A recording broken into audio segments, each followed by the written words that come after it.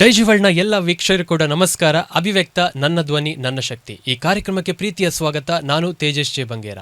S, ಇದು Manipal Academy of Higher Education presents Abhivyakta ನನ್ನ ಧ್ವನಿ ನನ್ನ ಶಕ್ತಿ, co sponsored by Bhima jewellers Udupi, Girija surgicals Udupi, IMJ institution Moodlakatte Kundapura, Lombard memorial mission hospital Udupi, NN developers and infrastructure Brahmavar. ಇಲ್ಲಿಯವರೆಗೆ ಇಷ್ಟು ಸಂಚಿಕೆಗಳಲ್ಲಿ 15 ಸ್ಪರ್ಧಾಳುಗಳು ತಮ್ಮ ವಾಕ್ಚಾತುರ್ಯವನ್ನು ತೋರಿಸಿದ್ರು. ಅದರಲ್ಲಿ ಕೆಲವಷ್ಟು ಸ್ಪರ್ಧಾಳುಗಳು ನೇರವಾಗಿ ಮುಂದಿನ ಸುತ್ತಿಗೆ ಆಯ್ಕೆಯಾದರು. ಇನ್ನಷ್ಟು ಸ್ಪರ್ಧಿಗಳು ವೇಟಿಂಗ್ ಲಿಸ್ಟ್ನಲ್ಲಿದ್ದಾರೆ. ಹಾಗಾದರೆ ಇಂದಿನ ಕಾರ್ಯಕ್ರಮದಲ್ಲಿ ಇಂದಿನ ಸಂಚಿಕೆಯಲ್ಲಿ ಯಾವೆಲ್ಲ ಸ್ಪರ್ಧಾಳುಗಳು ನಿಮ್ಮ ಮುಂದೆ ಬರಲಿಕ್ಕಿದ್ದಾರೆ ಅನ್ನುವಂಥ ಕಾತುರ ನಿಮಗೂ ಕೂಡ ಇದೆ, ನಮಗೂ ಇದೆ. ಅಷ್ಟೇ ಅಲ್ಲದೆ ನಮ್ಮ ಮೊದಲನೇದಾಗಿ ತೀರ್ಪುಗಾರರನ್ನು ಈ ಕಾರ್ಯಕ್ರಮಕ್ಕೆ ಬರಮಾಡಿಕೊಳ್ಳುವಂಥ ಸಮಯ. ನಮ್ಮ ಜೊತೆ ತೀರ್ಪುಗಾರರಾಗಿದ್ದಾರೆ ಜನಪ್ರಿಯ ನಿರೂಪಕರು, ಅದರ ಜೊತೆಗೆ ಕಂಟೆಂಟ್ ಕ್ರಿಯೇಟರ್ ಕೂಡ ಹೌದು. ಅದರ ಜೊತೆಗೆ ಎಲ್ಲ ಕ್ಷೇತ್ರಗಳಲ್ಲಿಯೂ ತಮ್ಮನ್ನು ತಾವು ತೊಡಗಿಸಿಕೊಂಡು ನಿರೂಪಣೆಯಲ್ಲಿ ಎತ್ತಿದ ಕೈಯಾಗಿರುವಂತಹ ಅವಿನಾಶ್ ಕಾಮತ್ರವರು ನಮ್ಮ ಜೊತೆ ಇದ್ದಾರೆ. ಬನ್ನಿ ಅವರನ್ನು ಕಾರ್ಯಕ್ರಮಕ್ಕೆ ಬರಮಾಡಿಕೊಳ್ಳೋಣ. ಸರ್, ಕಾರ್ಯಕ್ರಮಕ್ಕೆ ಸ್ವಾಗತ. ಎಸ್, ಹಾಗೆಯೇ ಮತ್ತೋರ್ವರು ಮುಖ್ಯ ತೀರ್ಪುಗಾರರು, ಮಹಾಗುರುಗಳು, ಡೈಜಿವಲ್ನ ಜೊತೆ ಎಲ್ಲ ಕಾರ್ಯಕ್ರಮಗಳನ್ನು ಯಶಸ್ವಿಯಾಗಿ ನೆರವೇರಿಸಿಕೊಟ್ಟವರು. ಅದರ ಜೊತೆಗೆ ಕತೆ, ಕವನ, ನಾಟಕ ಕ್ಷೇತ್ರಕ್ಕೆ ತನ್ನದೇ ಆದಂಥ ಕೊಡುಗೆಗಳನ್ನು ಕೊಡ್ತಾ ಶಿಕ್ಷಕ ವೃತ್ತಿಯಲ್ಲಿ ಅದೆಷ್ಟೋ ವಿದ್ಯಾರ್ಥಿಗಳಿಗೆ ವಿದ್ಯಾರ್ಜನೆಯನ್ನು ನೀಡುವಂತಹ ಮಹಾನ್ ಒಂದು ಕೆಲಸವನ್ನು ಹೊತ್ತವರು ನಮ್ಮ ಮಹಾಗುರುಗಳು ಆಲ್ವಿನ್ ದಾಂತಿ ಸರ್. ಸರ್, ಕಾರ್ಯಕ್ರಮಕ್ಕೆ ಪ್ರೀತಿಯ ಸ್ವಾಗತ ಸರ್. ಎಸ್, ಅದರ ಜೊತೆಗೆ ಇಂದಿನ ಕಾರ್ಯಕ್ರಮದಲ್ಲಿ ಸರ್ ಆಲ್ವಿನ್ ಸರ್, ನಾನು ಮೊದಲನೇದಾಗಿ ನಿಮ್ಮನ್ನು ಕೇಳಬೇಕು. ಈ ಒಂದು ವಿಷಯದಲ್ಲಿ ಭಾರತದ ಪ್ರಸ್ತುತ ಸಮಸ್ಯೆಯಲ್ಲಿ ನಾವು ವಿಷಯವನ್ನು ಸೆಲೆಕ್ಟ್ ಮಾಡುವಾಗ ಯಾವೆಲ್ಲ ಯೋಜನೆಗಳನ್ನು ಹಾಕ್ಕೊಳ್ಬೇಕು ಮತ್ತು ಹೇಗೆ ಸೆಲೆಕ್ಟ್ ಮಾಡಬೇಕು ಅನ್ನೋ ವಿಚಾರದ ಕುರಿತಾಗಿ ಒಂದು ಸಣ್ಣ ಟಿಪ್ಸ್ ಸರ್ ನಿಮ್ಮಿಂದ. ಈಗ ಸಣ್ಣದಿಂದಾಗಿ ನಾವು ಅದೇ ಸಮಸ್ಯೆಗಳನ್ನು ಕೇಳಿಕೊಂಡು ಬೆಳೆದುಕೊಂಡು ಬಂದದ್ದು. ಯಾವುದು? ಭ್ರಷ್ಟಾಚಾರ, ಟೆರರಿಸಮು, ಭಯೋತ್ಪಾದನೆ, ನಿರುದ್ಯೋಗ, ಜನಸಂಖ್ಯೆ ಹೆಚ್ಚಳ. ಕಾಲ ಬದಲಾಗಿದೆ. ನಾವು 2026ರಲ್ಲಿದ್ದೇವೆ, 21ನೇ ಶತಮಾನದಲ್ಲಿದ್ದೇವೆ. ಸೊ ಅನೇಕ ಸಮಸ್ಯೆಗಳಿವೆ. ರೋಡು ಮೇನ್ ಸಮಸ್ಯೆ, ಆಕ್ಸಿಡೆಂಟ್ಸ್ಗಳು ಇನ್ನೊಂದು ಸಮಸ್ಯೆ, ನಮ್ಮಲ್ಲಿ ಆಗುವಂತಹ ಈ ಡಿಜಿಟಲ್ ಅರೆಸ್ಟ್ ಎಂಬುದು ಒಂದು ಹೊಸ ಕಲ್ಪನೆ ಹುಟ್ಟಿಕೊಂಡಿದೆ. ಸೊ ಇಂಥದ್ದೆಲ್ಲ ಸಾಕಷ್ಟು ವಿಚಾರಗಳಿವೆ. ಸುಸೈಡ್ ದೊಡ್ಡ ಸಮಸ್ಯೆ ಇದು. ಕೆಲಸ ಇದ್ದವರು ಸುಸೈಡ್ ಮಾಡ್ತಾರೆ, ಕೆಲಸ ಇಲ್ಲದವರು ಸುಸೈಡ್ ಮಾಡ್ತಾರೆ. ಹೆಂಡತಿ ಇದ್ದವರು ಸುಸೈಡ್ ಮಾಡ್ತಾರೆ, ಹೆಂಡತಿ ಸಿಗಲಿಲ್ಲ ಅಂತೇಳಿ, ಹುಡುಗಿ ಸಿಗಲಿಲ್ಲ ಅಂತೇಳಿ, ಕೈ ಕೊಟ್ಟಲು ಅಂತೇಳಿ ಸುಸೈಡ್ ಮಾಡುವವರಿದ್ದಾರೆ. ಸೊ ಸಾಕಷ್ಟು ಇದೆ. ಸೊ ಯಾವಾಗಲೂ ಇಂಥ ವಿಚಾರ ವಾಸ್ಟ್ ಟಾಪಿಕ್ ಕೊಟ್ಟಾಗ ರಿಲೆವೆಂಟ್ ಟಾಪಿಕನ್ನು ಸಿಲೆಕ್ಟ್ ಮಾಡಿದರೆ ಅದೇ ಜಾಣತನ. Yes, thank you so much sir. ಹಾಗಾದರೆ ನೇರವಾಗಿ ಸ್ಪರ್ಧೆಯನ್ನು ಪ್ರಾರಂಭಿಸೋಣ. ಇಂದಿನ 4ನೇ ಸಂಚಿಕೆಯಲ್ಲಿ ನಮ್ಮ ಮೊದಲನೇ ಸ್ಪರ್ಧಿ ಸಾನ್ವಿ GS. ಸಾನ್ವಿ, ದ್ವಿತೀಯ ಸುತ್ತಿಗೆ ಸ್ವಾಗತ. ಸೊ ಹೇಗೆ ರೆಡಿಯಾಗಿ ಬಂದಿದ್ದೀರಿ ಸಾನ್ವಿ? ಪ್ರಿಪರೇಷನ್ಸ್ ಒಳ್ಳೆ ಮಾಡಿದ್ದೀರಿ. ಓಕೆ, ಸೊ ಯಾವ ಸಮಸ್ಯೆಯನ್ನು ಆಯ್ಕೆ ಮಾಡಿದ್ದೀರಿ? ಭಯೋತ್ಪಾದನೆ ಎಂಬ ಸಮಸ್ಯೆಯನ್ನು ಆಯ್ಕೆ. ಓಕೆ, ಭಯೋತ್ಪಾದನೆ ಬಗ್ಗೆ ಈಗ ಮಾತನಾಡಲಿಕ್ಕಿದ್ದೀರಿ. ಎಸ್ ವೀಕ್ಷಕರೇ, ಸೊ ಇದೀಗ ನಮ್ಮ ಮುಂದೆ ಸಾನ್ವಿ GS ಅವರು ಭಯೋತ್ಪಾದನೆಯ ಕುರಿತಾಗಿ ಮಾತನಾಡಲಿಕ್ಕಿದ್ದಾರೆ. ಬನ್ನಿ ಅವರ ಮಾತಿನ ಒಂದಷ್ಟು ಚಾಕಚಕ್ಯತೆಯನ್ನು ನೋಡೋಣ. ನಮಸ್ಕಾರ. ನಮ್ಮ ದೇಶದ ಪ್ರಸ್ತುತ ಸಮಸ್ಯೆಗಳೆಂಬ ಶೀರ್ಷಿಕೆಯಡಿಯಲ್ಲಿ ಭಯೋತ್ಪಾದನೆ ಎಂಬ ವಿಷಯದ ಕುರಿತು ಮಾತನಾಡಲಿದ್ದೇನೆ. ನಮ್ಮ ಭಾರತ ದೇಶವು ಅಭಿವೃದ್ಧಿ ಹೊಂದುತ್ತಿರುವ ರಾಷ್ಟ್ರ. ಅಂತಾರಾಷ್ಟ್ರೀಯ ಮಟ್ಟದಲ್ಲಿ ತನ್ನದೇ ಛಾಪನ್ನು ಮೂಡಿಸಿದೆ. ಆದರೆ ಪ್ರಸ್ತುತ ದೇಶದಲ್ಲಿರುವ 10 ಹಲವು ಸಮಸ್ಯೆಗಳು ನಮ್ಮ ದೇಶದ ಅಭಿವೃದ್ಧಿಯಲ್ಲಿ ತೊಡಕುಗಳಾಗಿದ್ದು ಅವುಗಳನ್ನು ತಡೆಯುವುದೇ ಒಂದು ದೊಡ್ಡ ಸವಾಲಾಗಿ ಪರಿಣಮಿಸಿದೆ. ಅಂತಹ ಸಮಸ್ಯೆಗಳಲ್ಲಿ ಭಯೋತ್ಪಾದನೆಯು ಕೂಡ ಒಂದು ಬೃಹತ್ ಸಮಸ್ಯೆ. ಭಯೋತ್ಪಾದನೆ ಎಂದರೆ ರಾಜಕೀಯ, ಧಾರ್ಮಿಕ ಅಥವಾ ಸೈದ್ಧಾಂತಿಕ ಗುರಿಗಳನ್ನು ಸಾಧಿಸಲು ಹಿಂಸಾತ್ಮಕ ಕೃತ್ಯಗಳನ್ನು ಅಥವಾ ಹಿಂಸೆಯ ಬೆದರಿಕೆಯನ್ನು ಬಳಸುವುದಾಗಿದೆ. ಭಾರತೀಯ ನ್ಯಾಯ ಸಂಹಿತಾ 2023ರ ಸೆಕ್ಷನ್ 113 ಸಹ ಭಯೋತ್ಪಾದಕ ಕೃತ್ಯವನ್ನು ಇದೇ ರೀತಿ ವ್ಯಾಖ್ಯಾನಿಸುತ್ತದೆ. ಭಾರತವು 1970ರಿಂದ 2025ರವರೆಗೆ ಸುಮಾರು 12,000ಕ್ಕೂ ಹೆಚ್ಚು ವಿವಿಧ ರೀತಿಯ ಭಯೋತ್ಪಾದನಾ ದಾಳಿಗಳನ್ನು ಎದುರಿಸಿದೆ ಎಂಬ ವಿಷಯ ಖೇದಕರವಾಗಿದೆ. ಸುಮಾರು 20,000 ಅಮಾಯಕ ಜನರು ತಮ್ಮ ಪ್ರಾಣ ಕಳೆದುಕೊಂಡಿದ್ದಾರೆ ಹಾಗೂ ಗಾಯಗೊಂಡವರ ಸಂಖ್ಯೆ ಅಪಾರ. ಉದಾಹರಣೆಗೆ 2001ರಲ್ಲಿ ನಡೆದ ಸಂಸತ್ ಮೇಲಿನ ದಾಳಿಯಲ್ಲಿ 9 ಅಮಾಯಕರ ಸಾವು, 175 ಜನರ ಆಹುತಿ ಪಡೆದ ಮುಂಬೈ ತಾಜ್ ಹೋಟೆಲ್ ಮೇಲಿನ ದಾಳಿ, ದೆಹಲಿಯ ಸರಣಿ ಸ್ಫೋಟದಲ್ಲಿ 60 ಜನರ ದುರ್ಮರಣ, ಪುಲ್ವಾಮಾ ದಾಳಿ ಮತ್ತು ಪಹಲ್ಗಾಮ್ ದಾಳಿ, ಹೀಗೆ ಪಟ್ಟಿ ಮುಂದುವರೆಯುತ್ತದೆ. ಭಾರತದಲ್ಲಿ ಭಯೋತ್ಪಾದಕ ಕೃತ್ಯಗಳಿಂದಾಗಿ ಕೇವಲ ಜೀವಹಾನಿಯಷ್ಟೇ ಅಲ್ಲದೆ ಸಾಕಷ್ಟು ಪ್ರಮಾಣದ ಆಸ್ತಿಪಾಸ್ತಿ ಧ್ವಂಸ, ಸಂಪನ್ಮೂಲಗಳ ವಿಚಲನ, ರಾಜಕೀಯ ಅಸ್ಥಿರತೆ, ಸಾಮಾಜಿಕ ವಿಘಟನೆ ಮತ್ತು ಮಾನಸಿಕ ಆಘಾತ ಉಂಟಾಗಿದೆ. ಆ ಮೂಲಕ ರಾಷ್ಟ್ರೀಯ ಭದ್ರತೆಯ ಮೇಲೆ ದೇಶೀಯ ಹಾಗೂ ಅಂತಾರಾಷ್ಟ್ರೀಯ ಮಟ್ಟದಲ್ಲಿ ಸಾರ್ವಜನಿಕ ನಂಬಿಕೆಯು ದುರ್ಬಲಗೊಳ್ಳುತ್ತದೆ. 2025-26ನೇ ವರ್ಷದಲ್ಲಿ ಕೇಂದ್ರ ಗೃಹ ಖಾತೆಯು ಆಂತರಿಕ ಭದ್ರತೆಗಾಗಿಯೇ ಸುಮಾರು 2,33,210 ಕೋಟಿ ರೂಪಾಯಿ ವಿನಿಯೋಗಿಸಿದೆ. ಇದರಲ್ಲಿ ಬಹುತೇಕ ಖರ್ಚು ಭಯೋತ್ಪಾದನಾ ಪ್ರತಿರೋಧಕ್ಕಾಗಿಯೇ ಸಮರ್ಪಿತವಾಗಿದೆ. ಭಾರತದಲ್ಲಿ ಭಯೋತ್ಪಾದನೆಯು ಗುಪ್ತ ಕಾರ್ಯಾಚರಣೆಯ ರೂಪವನ್ನು ಕಳಚಿಕೊಂಡು ಬಹಿರಂಗ ಯುದ್ಧ ರೂಪದಲ್ಲಿ ಪ್ರದರ್ಶಿತಗೊಳ್ಳುತ್ತಿದೆ. ಇದನ್ನು 4ನೇ ಪೀಳಿಗೆಯ ಯುದ್ಧ ಎನ್ನಬಹುದು. ಇದೇ ರೀತಿಯಲ್ಲಿ ನಮ್ಮ ದೇಶದಲ್ಲಿ ಭಯೋತ್ಪಾದಕ ದಾಳಿಗಳು ಮುಂದುವರೆದರೆ ಇಂದಿನ ಯುವ ಪೀಳಿಗೆಗಳು ಬದುಕಿನಲ್ಲಿ ಭರವಸೆಗಳನ್ನೇ ಕಳೆದುಕೊಂಡು ಸದಾ ಭಯದ ವಾತಾವರಣದಲ್ಲೇ ಬದುಕಬೇಕಾಗಬಹುದು. ಭಯೋತ್ಪಾದನೆ ಮತ್ತು ತೆಗೆದುಕೊಂಡ ಕ್ರಮಗಳ ಬಗ್ಗೆ ಆಡಳಿತ ಪಕ್ಷಗಳ ನಿರ್ಣಯ, ಪ್ರತಿಪಕ್ಷಗಳ ಮತ್ತು ಪ್ರಾದೇಶಿಕ ಪಕ್ಷಗಳ ಅಭಿಪ್ರಾಯ, ಮಾನವ ಹಕ್ಕು ಮತ್ತು ರಾಜಕೀಯ ಧ್ವನಿಗಳು ಏನೇ ಇರಲಿ, ಈ ರಾಜಕೀಯ ಭಿನ್ನತೆಗಳ ನಡುವೆಯೂ ಭಾರತದಲ್ಲಿ ಭಯೋತ್ಪಾದನೆಯ ವಿರುದ್ಧ ರಾಷ್ಟ್ರಹಿತವೇ ಮುಖ್ಯ ಎಂಬ ಒಗ್ಗಟ್ಟು ಸ್ಪಷ್ಟವಾಗಿ ಕಾಣಿಸಬೇಕು. ಏಕೆಂದರೆ ಭಿನ್ನತೆ ಇರುವುದು ವಿಧಾನಗಳಲ್ಲಿ ಹೊರತು ಉದ್ದೇಶದಲ್ಲಿ ಅಲ್ಲ. ಭಯೋತ್ಪಾದನೆ ಕೇವಲ ಹಿಂಸೆ ಮಾತ್ರವಲ್ಲದೆ ಅದು ದೇಶದ ಅಭಿವೃದ್ಧಿಗೆ ಪ್ರತಿಕೂಲ. ಮಹಾತ್ಮ ಗಾಂಧೀಜಿ ಅವರ ಅಭಿಪ್ರಾಯದಂತೆ ಭಯೋತ್ಪಾದನೆ ಎನ್ನುವುದು ಒಂದು ಸಮಸ್ಯೆಯೇ ಹೊರತು ಅದು ಯಾವುದೇ ಸಮಸ್ಯೆಗೆ ಪರಿಹಾರವಲ್ಲ. ಅವಕಾಶಕ್ಕಾಗಿ ಧನ್ಯವಾದಗಳು. ಸಾನ್ವಿ, ಹೇಗಾಯಿತು ಮಾತಾಡಿದ್ದು? ಒಳ್ಳೆದಾಯ್ತು. ನಿಮಗೆ ಸ್ಯಾಟಿಸ್ಫ್ಯಾಕ್ಷನ್ ಇದೆ? ಹೌದು. ಜಡ್ಜಸ್ಗೂ ಇಷ್ಟ ಆಯಿತು ಅಂತ ತಿಳ್ಕೊಳ್ತೀರಿ? ಓಕೆ, ಹಾಗಾದರೆ ನೇರವಾಗಿ ಕಮೆಂಟ್ಸ್ ಕೇಳುವ. ಹೌದು. ಎಸ್, ಅವಿನಾಶ್ ಸರ್, ಸಾನ್ವಿ ಅವರು ಮಾತನಾಡಿದ್ದು ಹೇಗಿತ್ತು ಸರ್? ಸೂಪರ್ ಆಗಿತ್ತು, ತುಂಬ ಚೆನ್ನಾಗಿ ಮಾತಾಡಿದ್ರಿ ಸಾನ್ವಿ ಅವರೇ. ನೀವು Thank you, sir. Bhuvanendra residential school ಅಲ್ಲ? ಹೌದು ಸರ್. ಅಂದರೆ ಉಡುಪಿ ಕಾರ್ಕಳದವ್ರೇನೋ ಹೌದು. ನೀವು? ಓಕೆ. ಈ ಪ್ರತಿಭೆ ನಿಮ್ಮಲ್ಲಿದೆ, ಮಾತುಗಾರಿಕೆ ನಿಮ್ಮಲ್ಲಿದೆ ಅಂತ ನಿಮ್ಗೆ ಹೇಗೆ ಗೊತ್ತಾಯಿತು? ಸ್ಕೂಲಲ್ಲೆಲ್ಲ ಸ್ಪೀಚ್ ಕಾಂಪಿಟೇಷನ್ ಇದ್ದಾಗ ಮನೆಯವರೆಲ್ಲ ಎನ್ಕರೇಜ್ ಮಾಡ್ತಿದ್ರು. ಮತ್ತೆ ಒಂದು ಕಲಿವಾ ಅಂತ ಹೇಳಿ ಸ್ಪೀಚ್ ಕಾಂಪಿಟೇಷನಿಗೆಲ್ಲ ಹೆಸರು ಕೊಡ್ತಿದ್ದೆ. ಮತ್ತೆ ಸ್ಕೂಲಲ್ಲಿ ನನ್ನ ಸ್ಕಿಲ್ಸನ್ನು ಐಡೆಂಟಿಫೈ ಮಾಡಿ ಈ ಒಂದು ಸ್ಪೀಚ್ ಕಾಂಪಿಟೇಷನಿಗೆ ಒಂದು ಅವಕಾಶ ಕೊಟ್ಟರು. ಭಾಳ ವರ್ಷಗಳಿಂದ ಇದು ನಡೀತಾ ಬಂದಿದೆ ಹಾಗಾದರೆ? ಬಹಳ ವರ್ಷ ಅಂದರೆ ಒಂದು 2-3 ವರ್ಷದಿಂದ ಅಷ್ಟೇ. ಓಕೆ. ಏನು ಇಂಟ್ರೆಸ್ಟಿಂಗ್ ಅಂತ ಅನಿಸಿತ್ತು ನಿಮ್ಮ ಮಾತಲ್ಲಿ ಅಂತಂದರೆ, ಸ್ಟಾರ್ಟ್ ಮಾಡಿ ಎಂಡ್ ಮಾಡಿದ್ರಿ. ಮಾಲೆ ಪಟಾಕಿ ಗೊತ್ತಾ? ಸ್ಟಾರ್ಟ್ ಒಂದು ಕಿಡಿ ಕೊಟ್ಟು ದಡ ದಡ ದಡ ದಡ ದಡ ದಡ ದಡ ಎಂಡ್ ಆಗಿ ಬಿಡ್ತದೆ. ಅಂದರೆ ಆ ಫ್ಲೋ ಚೆನ್ನಾಗಿ ಬಂತು ನಿಮ್ಮದು, ಎಲ್ಲೂ ಕೂಡ ಇದಾಗದೆ. ಫ್ಲೋ ಅಂದರೆ ಕಂಟಿನ್ಯೂಟಿ ಇತ್ತು. ಸಾರಿ, ಫ್ಲೋ ಅಲ್ಲ, ಕಂಟಿನ್ಯೂಟಿ ಅಂತ ಹೇಳೋಣ. ಕಂಟಿನ್ಯೂಟಿ ಇತ್ತು. ಆದರೆ ಇನ್ನಷ್ಟು ಪರಿಣಾಮಕಾರಿಯಾಗಿ ಅದು ನಿಮ್ಮ ಮಾತು ಬರಬೇಕು ಅಂತಾದರೆ ಅಲ್ಲಿ ಮತ್ತಷ್ಟು ಏರಿಳಿತಗಳು ಬೇಕು. ಗೊತ್ತಾಯ್ತಾ ನಿಮಗೆ? ಅಲ್ಲಿ ಬೇರೆ ಬೇರೆ ಸೆಂಟೆನ್ಸಸ್ಗಳಲ್ಲಿ ಅಲ್ಲಿಯ ಭಾವನೆಗಳು ಬೇರೆ ಬೇರೆ ಇದೆಯಲ್ಲ, ಆ ಭಾವನೆಗೆ ತಕ್ಕ ಹಾಗೆ ನೀವು ಇನ್ನಷ್ಟು ಪ್ರೆಸೆಂಟೇಷನ್ ಡೀಪ್ ಆಗಿರಬೇಕಿತ್ತು ಅಂತ ನನಗನ್ಸಿತ್ತು. ಅದರ್ವೈಸ್ ನಿಮ್ಮ ಭಾಷೆ ಚೆನ್ನಾಗಿದೆ, ನಿಮ್ಮ ಧ್ವನಿ ಚೆನ್ನಾಗಿದೆ, ನಿಮಗೆ ಫ್ಲೋ ಬರ್ತದೆ, ನಿಮಗೆ ನೆನಪಲ್ಲಿ ಇಟ್ಕೊಳ್ಳಿಕ್ಕಾಗ್ತದೆ, ಇದೆಲ್ಲನೂ ಕರೆಕ್ಟಾಗಿದೆ. ಬಟ್ ಆ variations in the tone needs to be worked out. Yes, thank you so much. Alvin ಅಂತೆ ಸರ್. ಸಾನ್ವಿ, ಹೇಳಿ ಸರ್. ಹೇಗಿದ್ದೀರಿ? ನಾನು ಒಳ್ಳೆದಿದ್ದೆ. ಎಷ್ಟನೇ ಕ್ಲಾಸ್ನಲ್ಲಿ ನೀವು? 9ನೇ. 9ನೇಲಿ. ಮುಂದೆ ಏನಾಗಬೇಕು? ಮೆಡಿಕಲ್ ಫೀಲ್ಡಿಗೆ ಹೋಗಬೇಕಂತಿದ್ದೇನೆ. ಅದಾಗದಿದ್ದರೆ ನಾನು ಟೀಚಿಂಗ್ ಫೀಲ್ಡಿಗೆ ಹೋಗ್ತೇನೆ sir. Teaching super. IAS, IPS? ಇಲ್ಲ ಸರ್. ಈ ಭಯೋತ್ಪಾದಕರನ್ನು ಮಟ್ಟ ಹಾಕಬೇಕಲ್ಲ.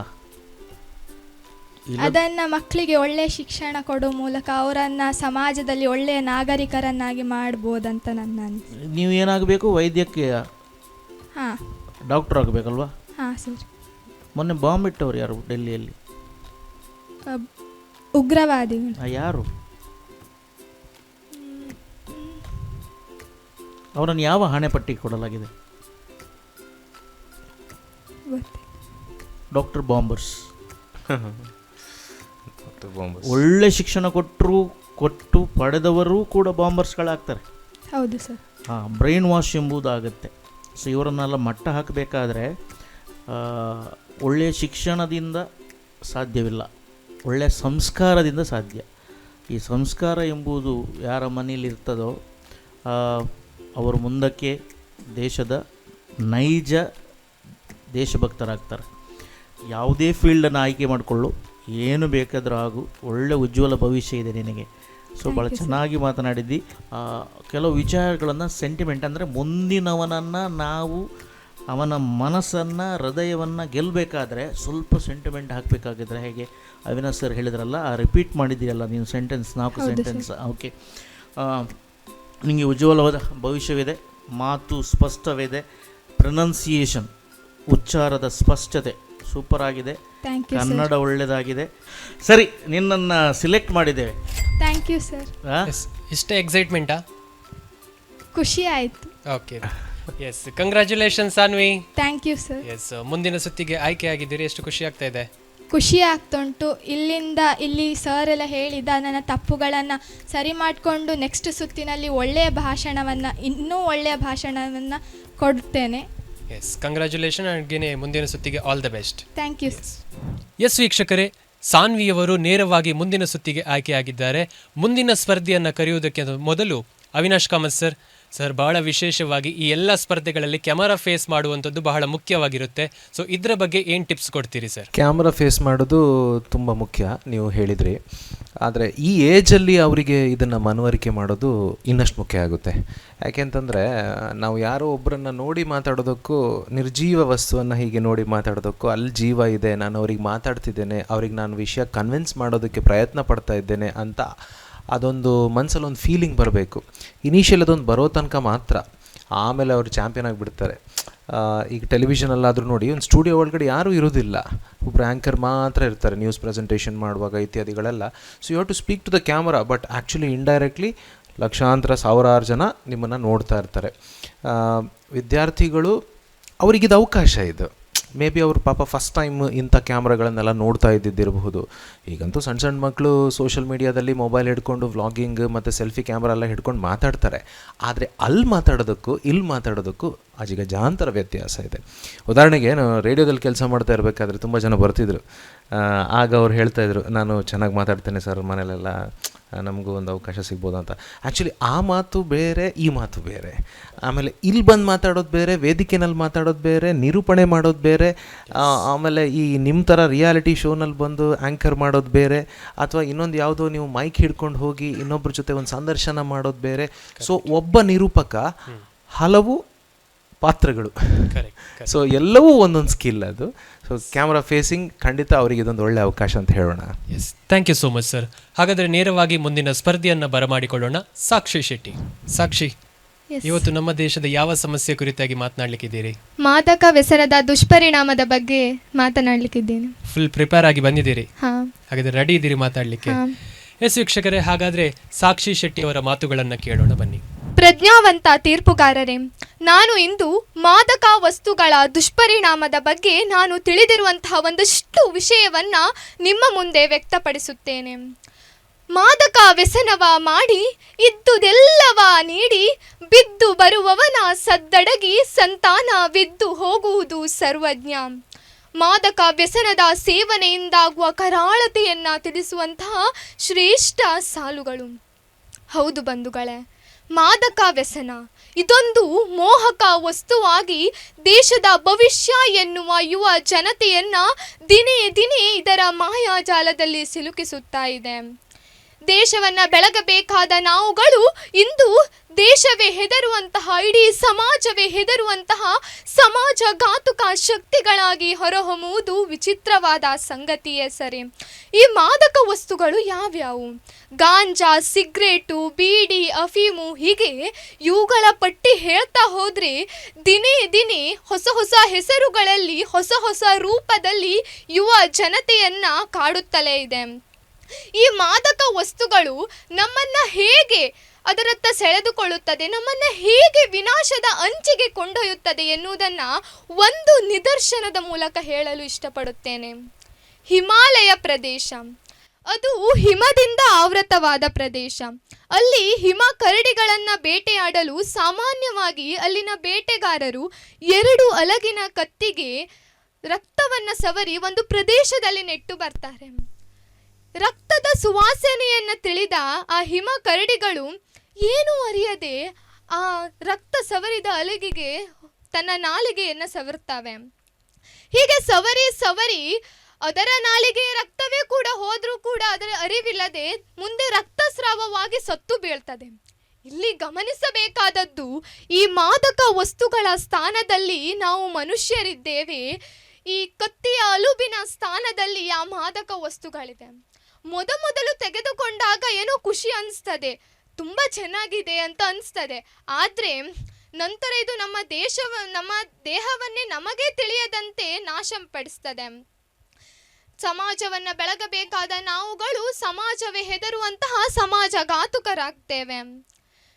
ಬಂಧುಗಳೇ, ಮನುಷ್ಯ ಜನ್ಮ ಅದೊಂದು ಶ್ರೇಷ್ಠ ಜನ್ಮ. 100 ಜನ್ಮಗಳ ಪುಣ್ಯದ ಫಲ ಈ ಮನುಷ್ಯ ಜನ್ಮ. ನಮ್ಮ ಬದುಕಲ್ಲಿ ಒಳ್ಳೆಯ ಗುಣಗಳನ್ನು ನಾವು ರೂಢಿಸಿಕೊಳ್ಳಬೇಕು.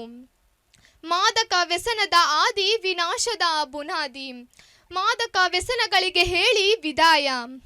ನಮ್ಮ ಕುವೆಂಪುರವರ ಮಾತಿನಂತೆ 3 ಸಾಗರ 100 ಮಂದಿರ, ದೈವ 1000ವಿದ್ದರೆ ಶಿಲ್ಪ ಕಲೆ ಇದ್ದರೇನು, ಪರಂಪರೆ ಇದ್ದರೇನು, ಮನೆಯ ಮಕ್ಕಳೇ ಮಲಗಿ ನಿದ್ರಿಸಿದರೆ ಎಂದು ಹೇಳುತ್ತಾ, ಇನ್ನಾದರೂ ಎಚ್ಚೆತ್ತು ಮಾದಕ ವಸ್ತುಗಳ ದುಷ್ಪರಿಣಾಮದ ಬಗ್ಗೆ ನಾವು ಅರಿತು ಇತರರಿಗೂ ಅರಿವು ಮೂಡಿಸೋಣ ಎಂದು ಹೇಳುತ್ತಾ, ಅನೇಕ ಪ್ರತಿಭೆಗಳನ್ನು ಬೆಳಕಿಗೆ ತರುತ್ತಿರುವ ಡೈಜಿ ವರ್ಲ್ಡ್ ವಾಹಿನಿಯವರಿಗೂ ಶಿರಬಾಗಿ ನಮಿಸಿಕೊಳ್ಳುತ್ತಾ ನನ್ನ ಮಾತಿಗೆ ಪೂರ್ಣ ವಿರಾಮವನ್ನು ಇಡುತ್ತೇನೆ. ಆದರೆ ನನ್ನ ವಿಚಾರಕ್ಕಲ್ಲ. ಸಾಕ್ಷಿ, ಪ್ರೆಸೆಂಟೇಷನ್ ಮುಗೀತು. ಹೇಗನಿಸ್ತು ನಿಮಗೆ ನಿಮ್ಮ ಪ್ರೆಸೆಂಟೇಷನ್? ಸ್ವಲ್ಪ ತಪ್ಪಿದೆ ಅಂತ ಅನಿಸ್ತು. ಸ್ವಲ್ಪ ತಪ್ಪಿದೆ ಅಂತ ಅನಿಸ್ತಾ ಇದೆ. ಹಾಗಾದ್ರೆ ಜಡ್ಜಸ್ಸಿಗೆ ಸ್ವಲ್ಪ ತಪ್ಪಿದೆಯಾ, ಎಷ್ಟು ತಪ್ಪಿದೆ ಕೇಳುವಲ್ವಾ? ಓಕೆ, ಅಲ್ಲಿಂದ ಸರ್ ಮಾತುಗಳಿಗೆ ಅವರೇ ಸಾಕ್ಷಿಯಾಗಿದ್ದಾರೆ. ಓಕೆ, ನೀವು ಸೆಲೆಕ್ಟ್ ಮಾಡಿದಂಥ ಟಾಪಿಕ್ ಮಾದಕ ವಸ್ತುಗಳ ದುಷ್ಪರಿಣಾಮ. ಯಾರು ಸೆಲೆಕ್ಟ್ ಮಾಡಿದ್ರು ಇದನ್ನು? ನಾನು ನಮ್ಮ ಸರ್ ಸಂತೋಷ್ ಸರ್ ಹತ್ರ ಕೇಳಿದೆ. ಸಂತೋಷ್ ಸರ್ ಅಂತ ನನಗೆ ಯಾವುದೇ ಭಾಷಣ ಇದ್ದರೂ ಅವರೇ ಪ್ರಿಪೇರ್ ಮಾಡಿ ಕೊಡೋದು. ಸೊ ಇಲ್ಲಿವರೆಗೂ ಕೂಡ ಇವತ್ತು ಸ್ಕೂಲ್ ರಜೆ, ಯಾವ ಟೀಚರ್ಸು ಬರೋದಿಲ್ಲ. ಆದರೆ ಆ ಸಂತೋಷ್ ಸರ್ ಮಾತ್ರ ಪೇರೆಂಟ್ಸು ಕೂಡ ನಾನು ಕರ್ಕೊಂಡು ಬರೋ ಬೇಡ, ಎಂತಕ್ಕೆ ಅಷ್ಟು ದೂರ ಎಂತಕ್ಕೆ ಅಂತ ಕೇಳಿದ್ರೆ, ಸಂತೋಷ್ ಸರ್ ಪಾಪ ಇಲ್ಲಿವರೆಗೂ ನಾನು ಕರ್ಕೊಂಡು ಬಂದ್ರು. ಅವರೇ ನನ್ನ ಭಾಷಣ ಚಾಯ್ಸ್ ಮಾಡೋದು. ಅವರೇ ಮಾಡಿದ್ದು. ಓಕೆ, ಸಂತೋಷದಿಂದ ಬರೆದು ಕೊಟ್ಟಿದ್ದಾರೆ. ಸಂತೋಷದಿಂದ ನೀನು ಅದನ್ನು ಬಾಯ್ ಹ್ಯಾಟ್ ಮಾಡಿದ್ದಿ, ಸಂತೋಷದಿಂದ ಅದನ್ನು ಹೇಳಿದ್ದಿ ಅಲ್ವಾ? ಸಂತಸ ಇದೆ ನಿಮಗೆ, ಚೆನ್ನಾಗಿ ಮಾಡಿದ್ದೀರಿ ಅಂತ. ಈ ಟೋನ್ನ ಬಗ್ಗೆ ಯಾರಾದರೂ ಇದರ ಮೊದಲು ಜಡ್ಜಸ್ ಹೇಳಿದಾರಾ? ನೀವು ಬಳಸ್ಕೊಳ್ಳುವಂಥ ಟೋನು ದಾಟಿ ಉಂಟಲ್ಲ? ಇಲ್ಲ. ಬಂಧುಗಳೇ? ಇಲ್ಲ, ಯಾರು ಏನು ಹೇಳಿಲ್ಲ. ಇಲ್ಲ. ಓಕೆ, ನಮ್ಮದು ಸ್ವಂತಿಕೆ ಬೇಕಾದರೆ ನಮ್ಮ ದಾಟಿಯಲ್ಲಿ ಮಾತಾಡಬೇಕು. ಇನ್ನೊಬ್ಬರದ್ದು ಅದು ಅನುಕರಣೆ ಮಾಡಲಿಕ್ಕೆ ಹೋಗಬಾರದು. ನಿಮ್ಗೆ ಯಾರು ಹೇಳಿಕೊಟ್ಟಿದ್ದಾರೆ ಅವರಿಗೂ ಅಥವಾ ಇಡೀ ವೀಕ್ಷಕ ಬಂಧು ಮಿತ್ರರಿಗೆ ನಾನು ಹೇಳುವಂಥದ್ದು, ಇನ್ನೊಬ್ಬರ ಹಾಗೆ ಕಾಪಿ ಮಾಡಲಿಕ್ಕೆ ಹೋಗಬೇಡಿ. ಯಾವಕ್ಕೆ ಸೆಹ್ವಾಗ್ ಸೋತ, ಯಾಕೆ ವಿನೋದ್ ಕಾಂಬ್ಳಿ ಸೋತ, ಯಾಕೆ ತೆಂಡೂಲ್ಕರ್ ಹಿಟ್ ಆದ ಅಂತ ಹೇಳಿದರೆ, Tendulkar started his own way of playing and these two copied. ನಾವು ಯಾವಾಗಲೂ ಇನ್ನೊಬ್ಬರದ್ದು ಕಾಪಿ ಮಾಡಲಿಕ್ಕೆ ಹೋಗಬಾರ್ದು, ನಮ್ಮದು ಶುರು ಮಾಡಬೇಕು. ಲೈನ್ ಜಹಾ ಶುರು ಹೋತಿ ಹೇ ಜಹಾ ಹಮ್ ಕಡೆ ಹೋತೆ ಹೇ ಅಂತೇಳಿ ಒಂದು ಅಡ್ವರ್ಟೈಸ್ಮೆಂಟ್ ಇದೆ. ನಾನು ಶುರು ಆದ್ರಿಂದ ಲೈನ್ ಶುರು ಆಗಬೇಕಂತೇಳಿ ಭಾಳ ಒಳ್ಳೆಯ ಪ್ರಯತ್ನ. ಮಾದಕ ವ್ಯಸನಗಳು ಇಷ್ಟವರೆಗೆ ಯಾರು ಈ ಟಾಪಿಕನ್ನು ಕೈಗೆತ್ತಿಕೊಳ್ಳಲಿಲ್ಲ. ಈಗ ಅದು ಹೈಯೆಸ್ಟ್ ಇದೆ. ನೀವು ಬಿಡಿ ಸಿಗರೇಟ್ ಅಷ್ಟಕ್ಕೆ ಮಾತ್ರ ಸೀಮಿತರಾಗಿದ್ದೀರಿ. ಗಾಂಜಾ ಅಫೀಮ್ ಸ್ವಲ್ಪ ಕಡೆಯಲ್ಲಿ ಬಂತು. ಈಗ ಎಲ್ಲ ಹೈ ಸ್ಟ್ಯಾಂಡರ್ಡ್ಗೆ, ಹೈ ಪ್ರೊಫೈಲ್ಗೆ ಅದೆಲ್ಲ ಹೋಗಿದೆ. ದೊಡ್ಡ ಪೆಡ್ಲರ್ಸ್ಗಳು, ರ್ಯಾಕೆಟ್ಗಳೆಲ್ಲ ನಡೀತೇವೆ. ಸರಿ, ನೀವು ನಿಮ್ಮ ಶೈಲಿಯಲ್ಲಿ ಮಾತನಾಡಿದರೆ, ಹಾಡಿದರೆ ಅದೇ ಒಂದು ಉತ್ತಮ ಭಾಷಣ ಆಗುತ್ತೆ ಅಂತ ಹೇಳಿಕೊಳ್ಳುತ್ತಾ, ಸೊ ಕಾಳಿಂಗ ನಾವನ್ನ ಹಾಗೆ ಹಾಡಲಿಕ್ಕೆ ಭಾಗವತಿಕೆ, ನೀವು ಕುಂದಾಪುರದವರು, ಯಕ್ಷಗಾನ ನಿಮ್ಗೆ ಇಷ್ಟ ಆಗ್ಬೋದು. ಭಾಗವತಿಕೆಯನ್ನು ನೋಡಿ, ಕುಂದಾಪುರ ಅಂದರೆ ಯಕ್ಷಗಾನ, ಯಕ್ಷಗಾನ ಅಂದರೆ ಕುಂದಾಪುರ. ಆ ಭಾಗವತಿಕೆಯ ಸ್ಟೈಲನ್ನು ಕೆಲವರೆಲ್ಲ ಅನುಕರಣೆ ಎಲ್ಲ ಮಾಡಿದರು. ಅವರಿಲ್ಲ, ಕಾಳಿಂಗ ನಾವಡ್ರು ಮಾತ್ರ ಉಳಿದುಕೊಂಡಿದ್ದಾರೆ. ಅವರು ಇಲ್ಲದಿದ್ದರೂ ಕೂಡ ಅವರು ಜನ ಪ್ರಾತಸ್ಮರಣೀಯರು. ಬೆಳಗ್ಗೆ ಎದ್ಕೊಂಡು ಅವರ ನೆನಪನ್ನು ಮಾಡಿಕೊಳ್ಬೇಕು. ಓಕೆ, ಈಗ ಜನ್ಸಲೆ ಅವರಿದ್ದಾರೆ, ಅವರ ಹಾಗೆ ದಾಟಿಯಲ್ಲಿ ಹಾಡುವವರಿದ್ದಾರೆ. ಜನ್ಸಲೆ. ಸೊ ಇನ್ನೊಬ್ಬರ ಹಾಗೆ ಕಾಪಿ ಮಾಡಲಿಕ್ಕೆ ಹೋಗಬೇಡಿ ಅಂತ ನನ್ನೊಂದು ಸಣ್ಣ tips. Thank you, all the best. Yes, thank you so much sir. Avinash sir, ಈಗ ಅಲ್ಲಿ 3 ಕ್ಯಾಮ್ರಾ ಇತ್ತಲ್ಲ ನಿನ್ನ ಮುಂದೆ ಅಲ್ಲ?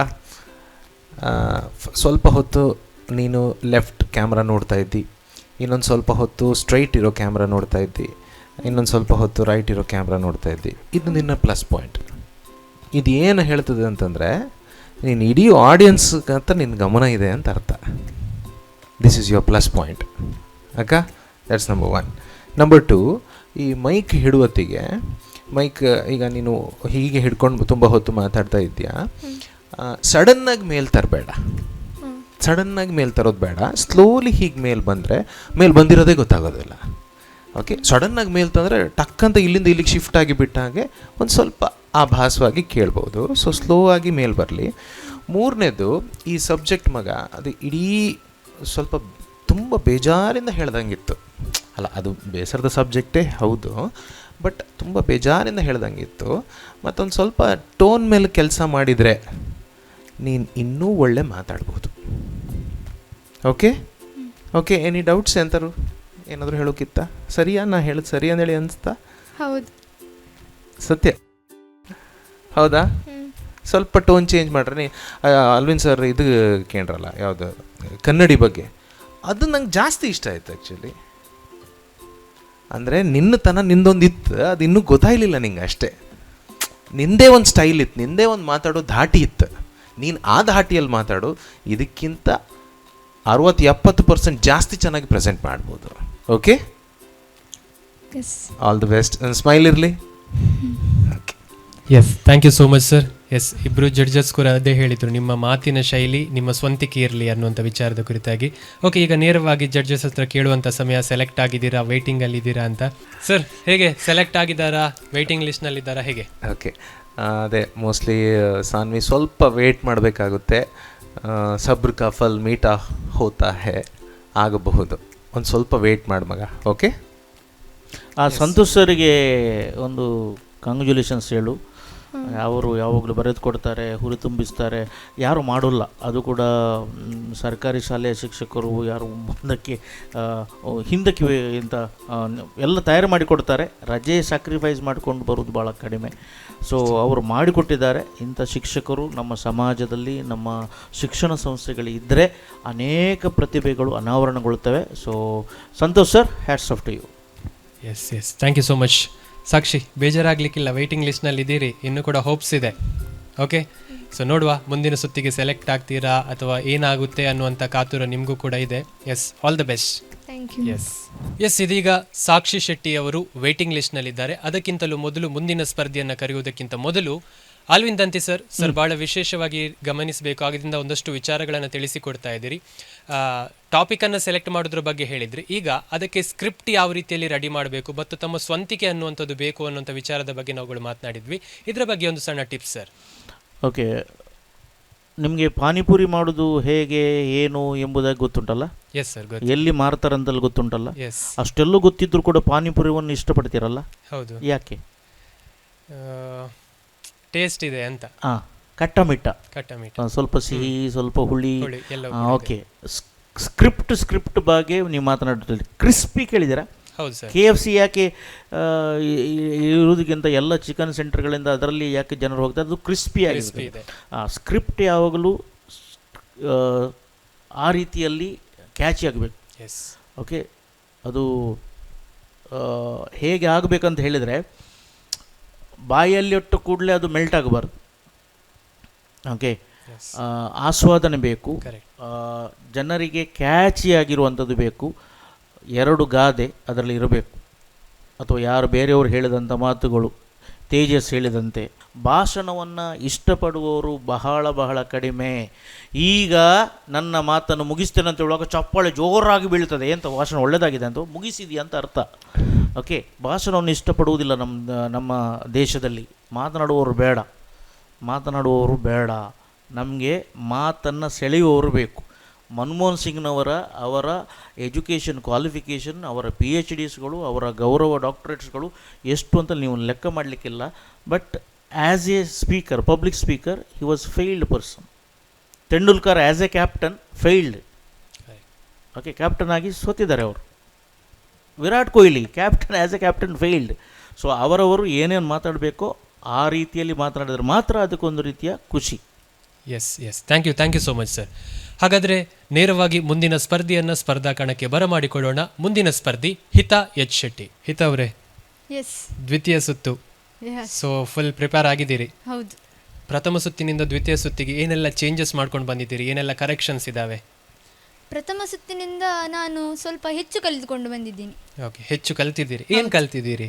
ಅದು ಪ್ರಿಪರೇಷನ್ ಎಲ್ಲ ಲಾಸ್ಟ್ ಟೈಮ್ ಸರ್ ಎಲ್ಲ ಹೇಳಿದ್ರು, ಅದು ಸ್ವಲ್ಪ ಟೋನ್ ಎಲ್ಲ ಚೇಂಜಸ್ ಆಗ್ತದೆ, ಅದಕ್ಕಾಗಿ ಅದೆಲ್ಲ ಮಿಸ್ಟೇಕ್ಸನ್ನೆಲ್ಲ ಕರೆಕ್ಟ್ ಮಾಡಿ ಬಂದಿದ್ದೀನಿ. ಕರೆಕ್ಟ್ ಮಾಡಿದ್ದೀರಿ. ಎಷ್ಟು ಕರೆಕ್ಟ್ ಮಾಡಿದ್ದೀರಿ ಅಂತ ನಮ್ಮ ತೀರ್ಪುಗಾರರು ಕಾಯ್ತಾ ಇದ್ದಾರೆ ನೋಡಲಿಕ್ಕೆ. ಓಕೆ, ಯಾವ ಟಾಪಿಕ್ನ ಕುರಿತಾಗಿ ಮಾತನಾಡ್ತೀರಿ? ಇಂದಿನ ಶಿಕ್ಷಣದ ವ್ಯವಸ್ಥೆ. ಇಂದಿನ ಶಿಕ್ಷಣದ ವ್ಯವಸ್ಥೆಯ ಕುರಿತಾಗಿ ಮಾತನಾಡಲಿಕ್ಕಿದ್ದೀರಿ.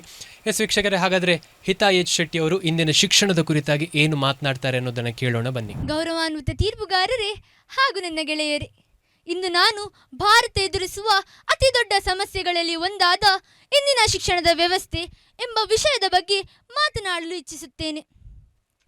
ಇಂದು ನಾನು ಇಲ್ಲಿ ನಿಲ್ಲಲು ಕಾರಣ ಒಂದು ಭಾಷಣ ಮಾಡಲು ಅಲ್ಲ, ಆದರೆ ಪ್ರತಿಯೊಬ್ಬ ವಿದ್ಯಾರ್ಥಿಯ ಹೃದಯದ ಮಾತು ಹೇಳಲು.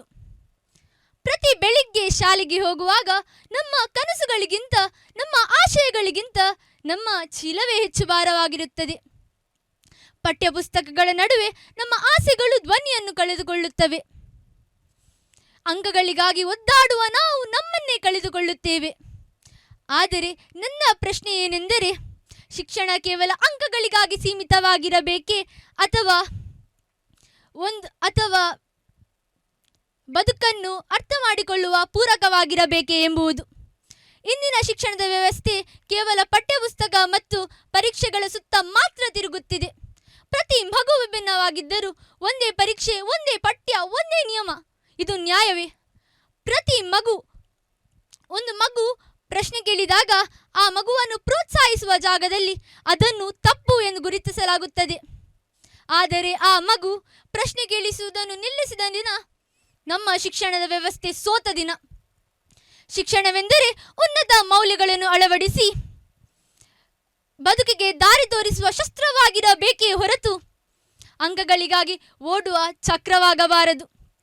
ಇನ್ನೊಂದು ಗಂಭೀರ ಸತ್ಯವನ್ನು ನಾವು ಒಪ್ಪಿಕೊಳ್ಳಲೇಬೇಕು. ನಮ್ಮ ಶಿಕ್ಷಣದ ವ್ಯವಸ್ಥೆ ನಮಗೆ ಸಮಾಜದಲ್ಲಿ ಹೇಗೆ ಬದುಕುವುದೆಂದು ಕಲಿಸುತ್ತಿಲ್ಲ. ಅದು ನಮಗೆ ಕಲಿಸುತ್ತಿರುವುದು ಒಂದೇ, ಒಂದು ಒಳ್ಳೆಯ ಉದ್ಯೋಗಿ ಆಗುವುದು ಹೇಗೆ ಎಂಬುದು. ಆದರೆ ನಾನು ಒಂದು ಪ್ರಶ್ನೆಯನ್ನು ಕೇಳಲು ಬಯಸುತ್ತೇನೆ. ಒಂದು ವೇಳೆ ಉದ್ಯೋಗ ಹೋದರೆ ಏನು, ಆದಾಯ ನಿಂತರೆ ಏನು, ಬದುಕು ನಿಂತು ಹೋಗಬೇಕೇ? ನಮ್ಮ ಶಿಕ್ಷಣದ ವ್ಯವಸ್ಥೆ ನಮಗೆ ಪರೀಕ್ಷೆಯಲ್ಲಿ ಉತ್ತೀರ್ಣರಾಗಿ ಡಿಗ್ರಿ ಪಡೆದು ಒಬ್ಬರ ಕೆಳಗೆ ಕೆಲಸ ಮಾಡುವುದನ್ನೇ ಯಶಸ್ಸು ಎಂದು ಹೇಳುತ್ತದೆ. ಆದರೆ ಸ್ವಂತ ದಾರಿಯನ್ನು ನಿರ್ಮಿಸಲು ಕಲಿಸುತ್ತಿಲ್ಲ. ನಾನು ಒಂದು ಉದಾಹರಣೆಯನ್ನು ಹೇಳುವುದಾದರೆ, ನನ್ನ ತಂದೆಯ ಸ್ನೇಹಿತರು ಒಂದು ಒಳ್ಳೆಯ ಕಂಪನಿಯಲ್ಲಿ ಉದ್ಯೋಗವನ್ನು ಮಾಡುತ್ತಿದ್ದರು. ಆದರೆ ದುರಾದೃಷ್ಟವಾಗಿ ಒಂದು ರಾತ್ರೋರಾತ್ರಿ ಆ ಕಂಪನಿ ಮುಚ್ಚಲ್ಪಟ್ಟಿತು. ಒಂದು ಕ್ಷಣದಲ್ಲಿ ನನ್ನ ತಂದೆಯ ಸ್ನೇಹಿತರ ಉದ್ಯೋಗ ಹೊರಟು ಬಿಟ್ಟಿತು. ಈ ಸಮಯದಲ್ಲಿ ಅವರಿಗೆ ಉದ್ಯೋಗ ಮಾಡಲು ಬರುತ್ತಿತ್ತು. ಆದರೂ ಸಹ ಅವರಿಗೆ ಕಾಡಿದ ಒಂದೇ ಒಂದು ಪ್ರಶ್ನೆವೆಂದರೆ, ತಾನು ಬೇರೆ ಯಾವುದಾದರೂ ಆದಾಯವನ್ನು ಗಳಿಸಲು ಶಕ್ತನೇ, ತನಗೆ ಬೇರೆ ಯಾವುದಾದರೂ ಉದ್ಯೋಗ ಮಾಡಲು ಕೌಶಲ್ಯವಿದೆಯೇ ಎಂದು. ಇದು ಅವರೊಬ್ಬರ ಕಥೆಯಲ್ಲ, ಇದು ಸಾವಿರಾರು ವಿದ್ಯಾರ್ಥಿಗಳ ಭವಿಷ್ಯದ ಕತೆ. ಶಿಕ್ಷಣವೆಂದರೆ ನಮಗೆ ಒಂದು ಬಾಗಿಲು ಮುಚ್ಚಿದರೆ 10 ದಾರಿಗಳನ್ನು ತೋರಿಸುವ ಶಕ್ತಿಯನ್ನು ನೀಡಬೇಕು. ನಮ್ಮ ಶಿಕ್ಷಣದ ವ್ಯವಸ್ಥೆ ನಮಗೆ ಉದ್ಯೋಗವನ್ನು ಅಳವಡಿಸಿಕೊಳ್ಳಲು ಕಲಿಸುತ್ತಿದೆ ವಿನಃ ಉದ್ಯೋಗ ಹೋದ ಮೇಲೆ ಏನು ಮಾಡಬೇಕು ಎಂದು ಕಲಿಸುತ್ತಿಲ್ಲ.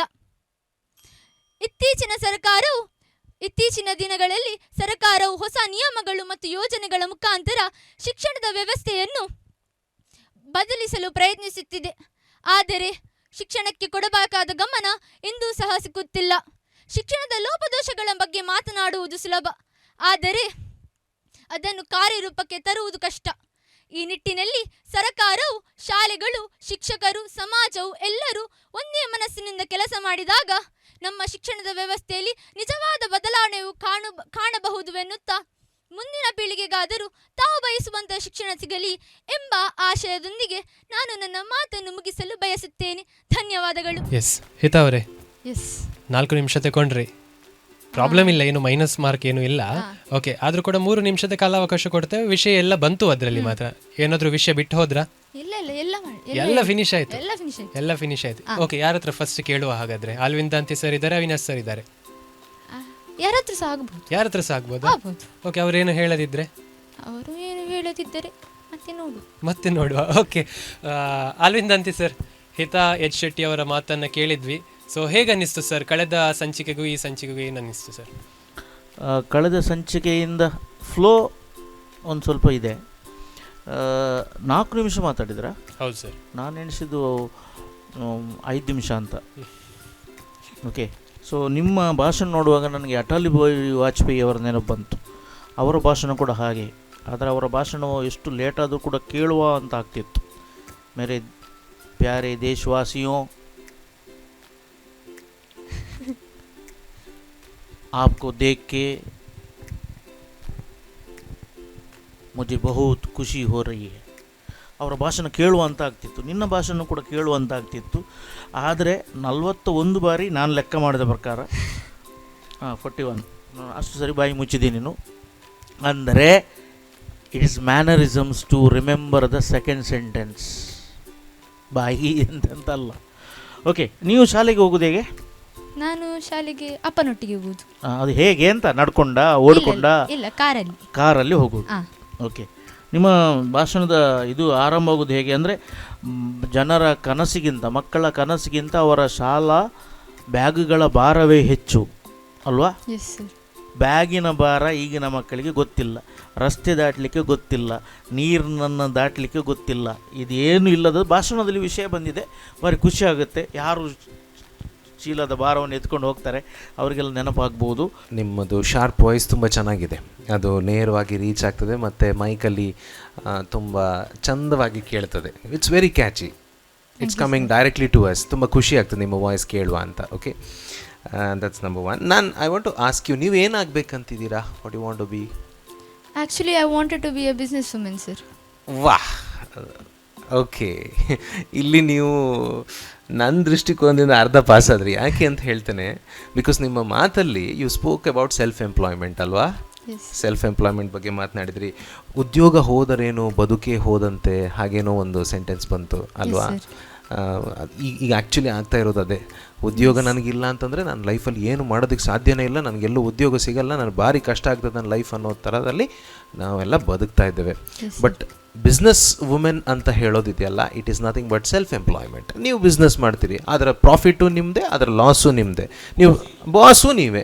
ಆಮೇಲೆ ನೀವು ನಿಮ್ಮ ಜೊತೆ ಕೆಲಸ ಒಂದು 3-4 ಜನರಿಗೆ ನೀವು ಉದ್ಯೋಗ ಕೊಡುವಂಥದ್ದು. ಅಂದರೆ ನಿಮ್ಮ ಮಾತು ಮತ್ತು ಕೃತಿ ಎರಡೂ ಕೂಡ ಅಲ್ಲಿ ಸೇಮ್ ಇದೆಯಲ್ಲ, ಆ ಕನೆಕ್ಷನ್ ನನಗಾಯಿತು. ನಿಮ್ಮಲ್ಲಿ ಸ್ಪೀಕಿಂಗ್ ಎಬಿಲಿಟಿ ಇದೆ, ನಿಮ್ಮಲ್ಲಿ ಮಾತನಾಡುವ ಸ್ಕಿಲ್ ಇದೆ, ನೀವು ಚೆನ್ನಾಗಿ ಮಾತು ಆಡ್ತೀರಾ, ನಿಮ್ಮ ಹತ್ರ ಭಾಷೆ ಇದೆ. ಇದನ್ನು ಕರೆಕ್ಟ್ ಮಾಡ್ಕೊಳ್ಳಿ ಅಷ್ಟೇ. Yes sir. If you get selected to the next round, please work on those lines. Yes sir. All right, no? Yes. Happy? Yes. Cool? Yes. Convinced? Yes. All the best. Yes, thank you so much Avinash Kamath sir.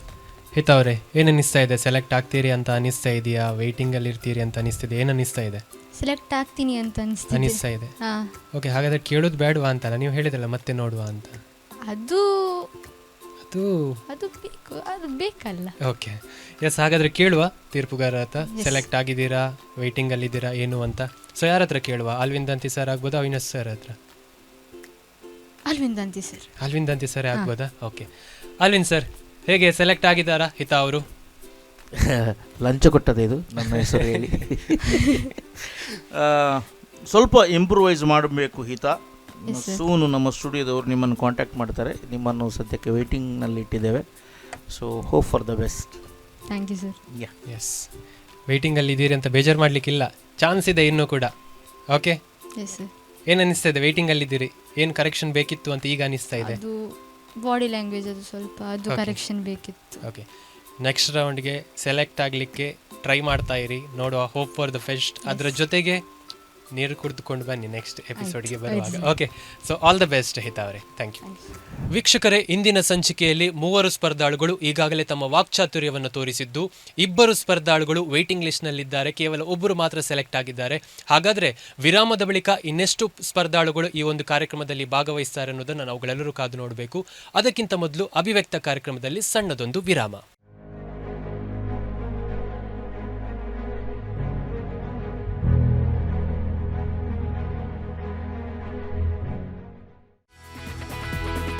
Equipped with state-of-the-art facilities for academics and extracurricular activities, MAHE is home to more than 33,000 students from over 67 different nations with a vibrant campus life.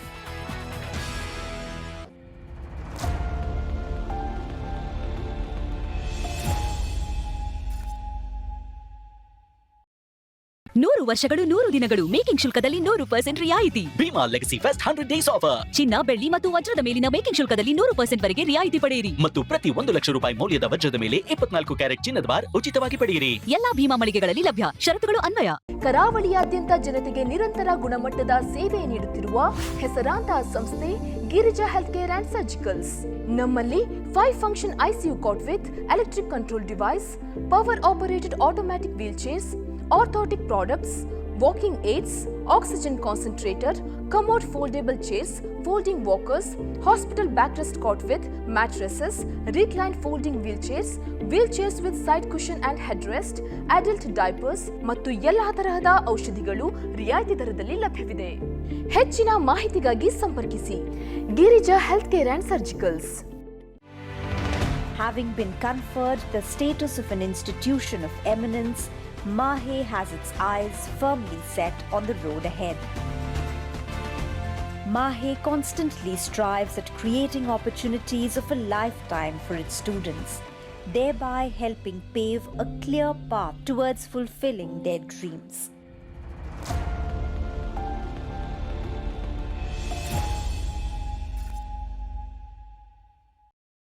Welcome to Lombard Memorial Group of Institutions, Udupi, a trusted name in healthcare education.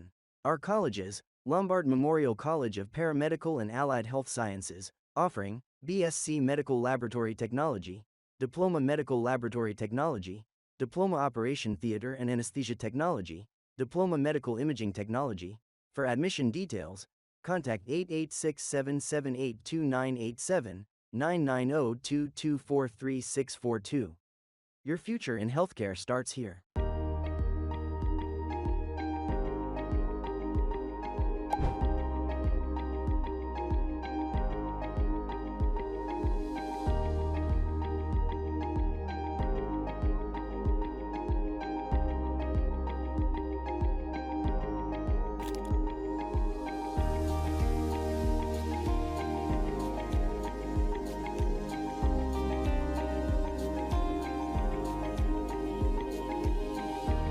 ನಾನು ಬಿಸಿ ಇದೆ ಮಾರಾಯ, ನೀನ್ ಕರೆದಿದ್ದಕ್ಕೆ ಬಂದಿದ್ದು. ಎಂತ pump ಸಹ ಗೊತ್ತಾಗೋದಿಲ್ಲ. 5 ನಿಮಿಷ ಆಡಿದ 5 ನಿಮಿಷ ಆದ್ರೂ ಇರೋದಿಲ್ಲ. ತೋಟ ಗದ್ದೆಗೆ ನೀರ್ ಬಿಡ್ಬೇಕಲ್ಲ. ಅದಕ್ಕೆಂತ ಟೆನ್ಷನ್ ಪಡೋದು, ನಾನಿಲ್ವೇನಾ? ನೀನಿದ್ದಿ, ಈಗ ರಿಪೇರಿ ಮಾಡಿದ್ ಮತ್ತೆ ಹಾಳಾಗ್ಲಿಕ್ಕಿಲ್ಲಲ್ಲ. ಏ, ನೀರ್ ಬರ್ತಾ ಉಂಟು. ಪಂಪ್ ರಿಪೇರಿ ಆಯ್ತಾ? ನಾನೇ ಸರಿ ಮಾಡಿದ್ದಪ್ಪ. ನೀನ್? ಹೌದು, ಏನಿಲ್ಲ, ಕೆಪಾಸಿಟರ್ ಹಾಳಾಗಿತ್ತಾ, ಹಳೆ ಪಂಪಿಂದ ತಗೊಂಬಂದು ಹಾಕ್ದೆ ಅಷ್ಟೇ.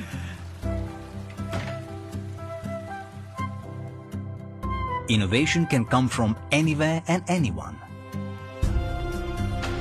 To all the curious innovators and future leaders, you are welcome to IMJ.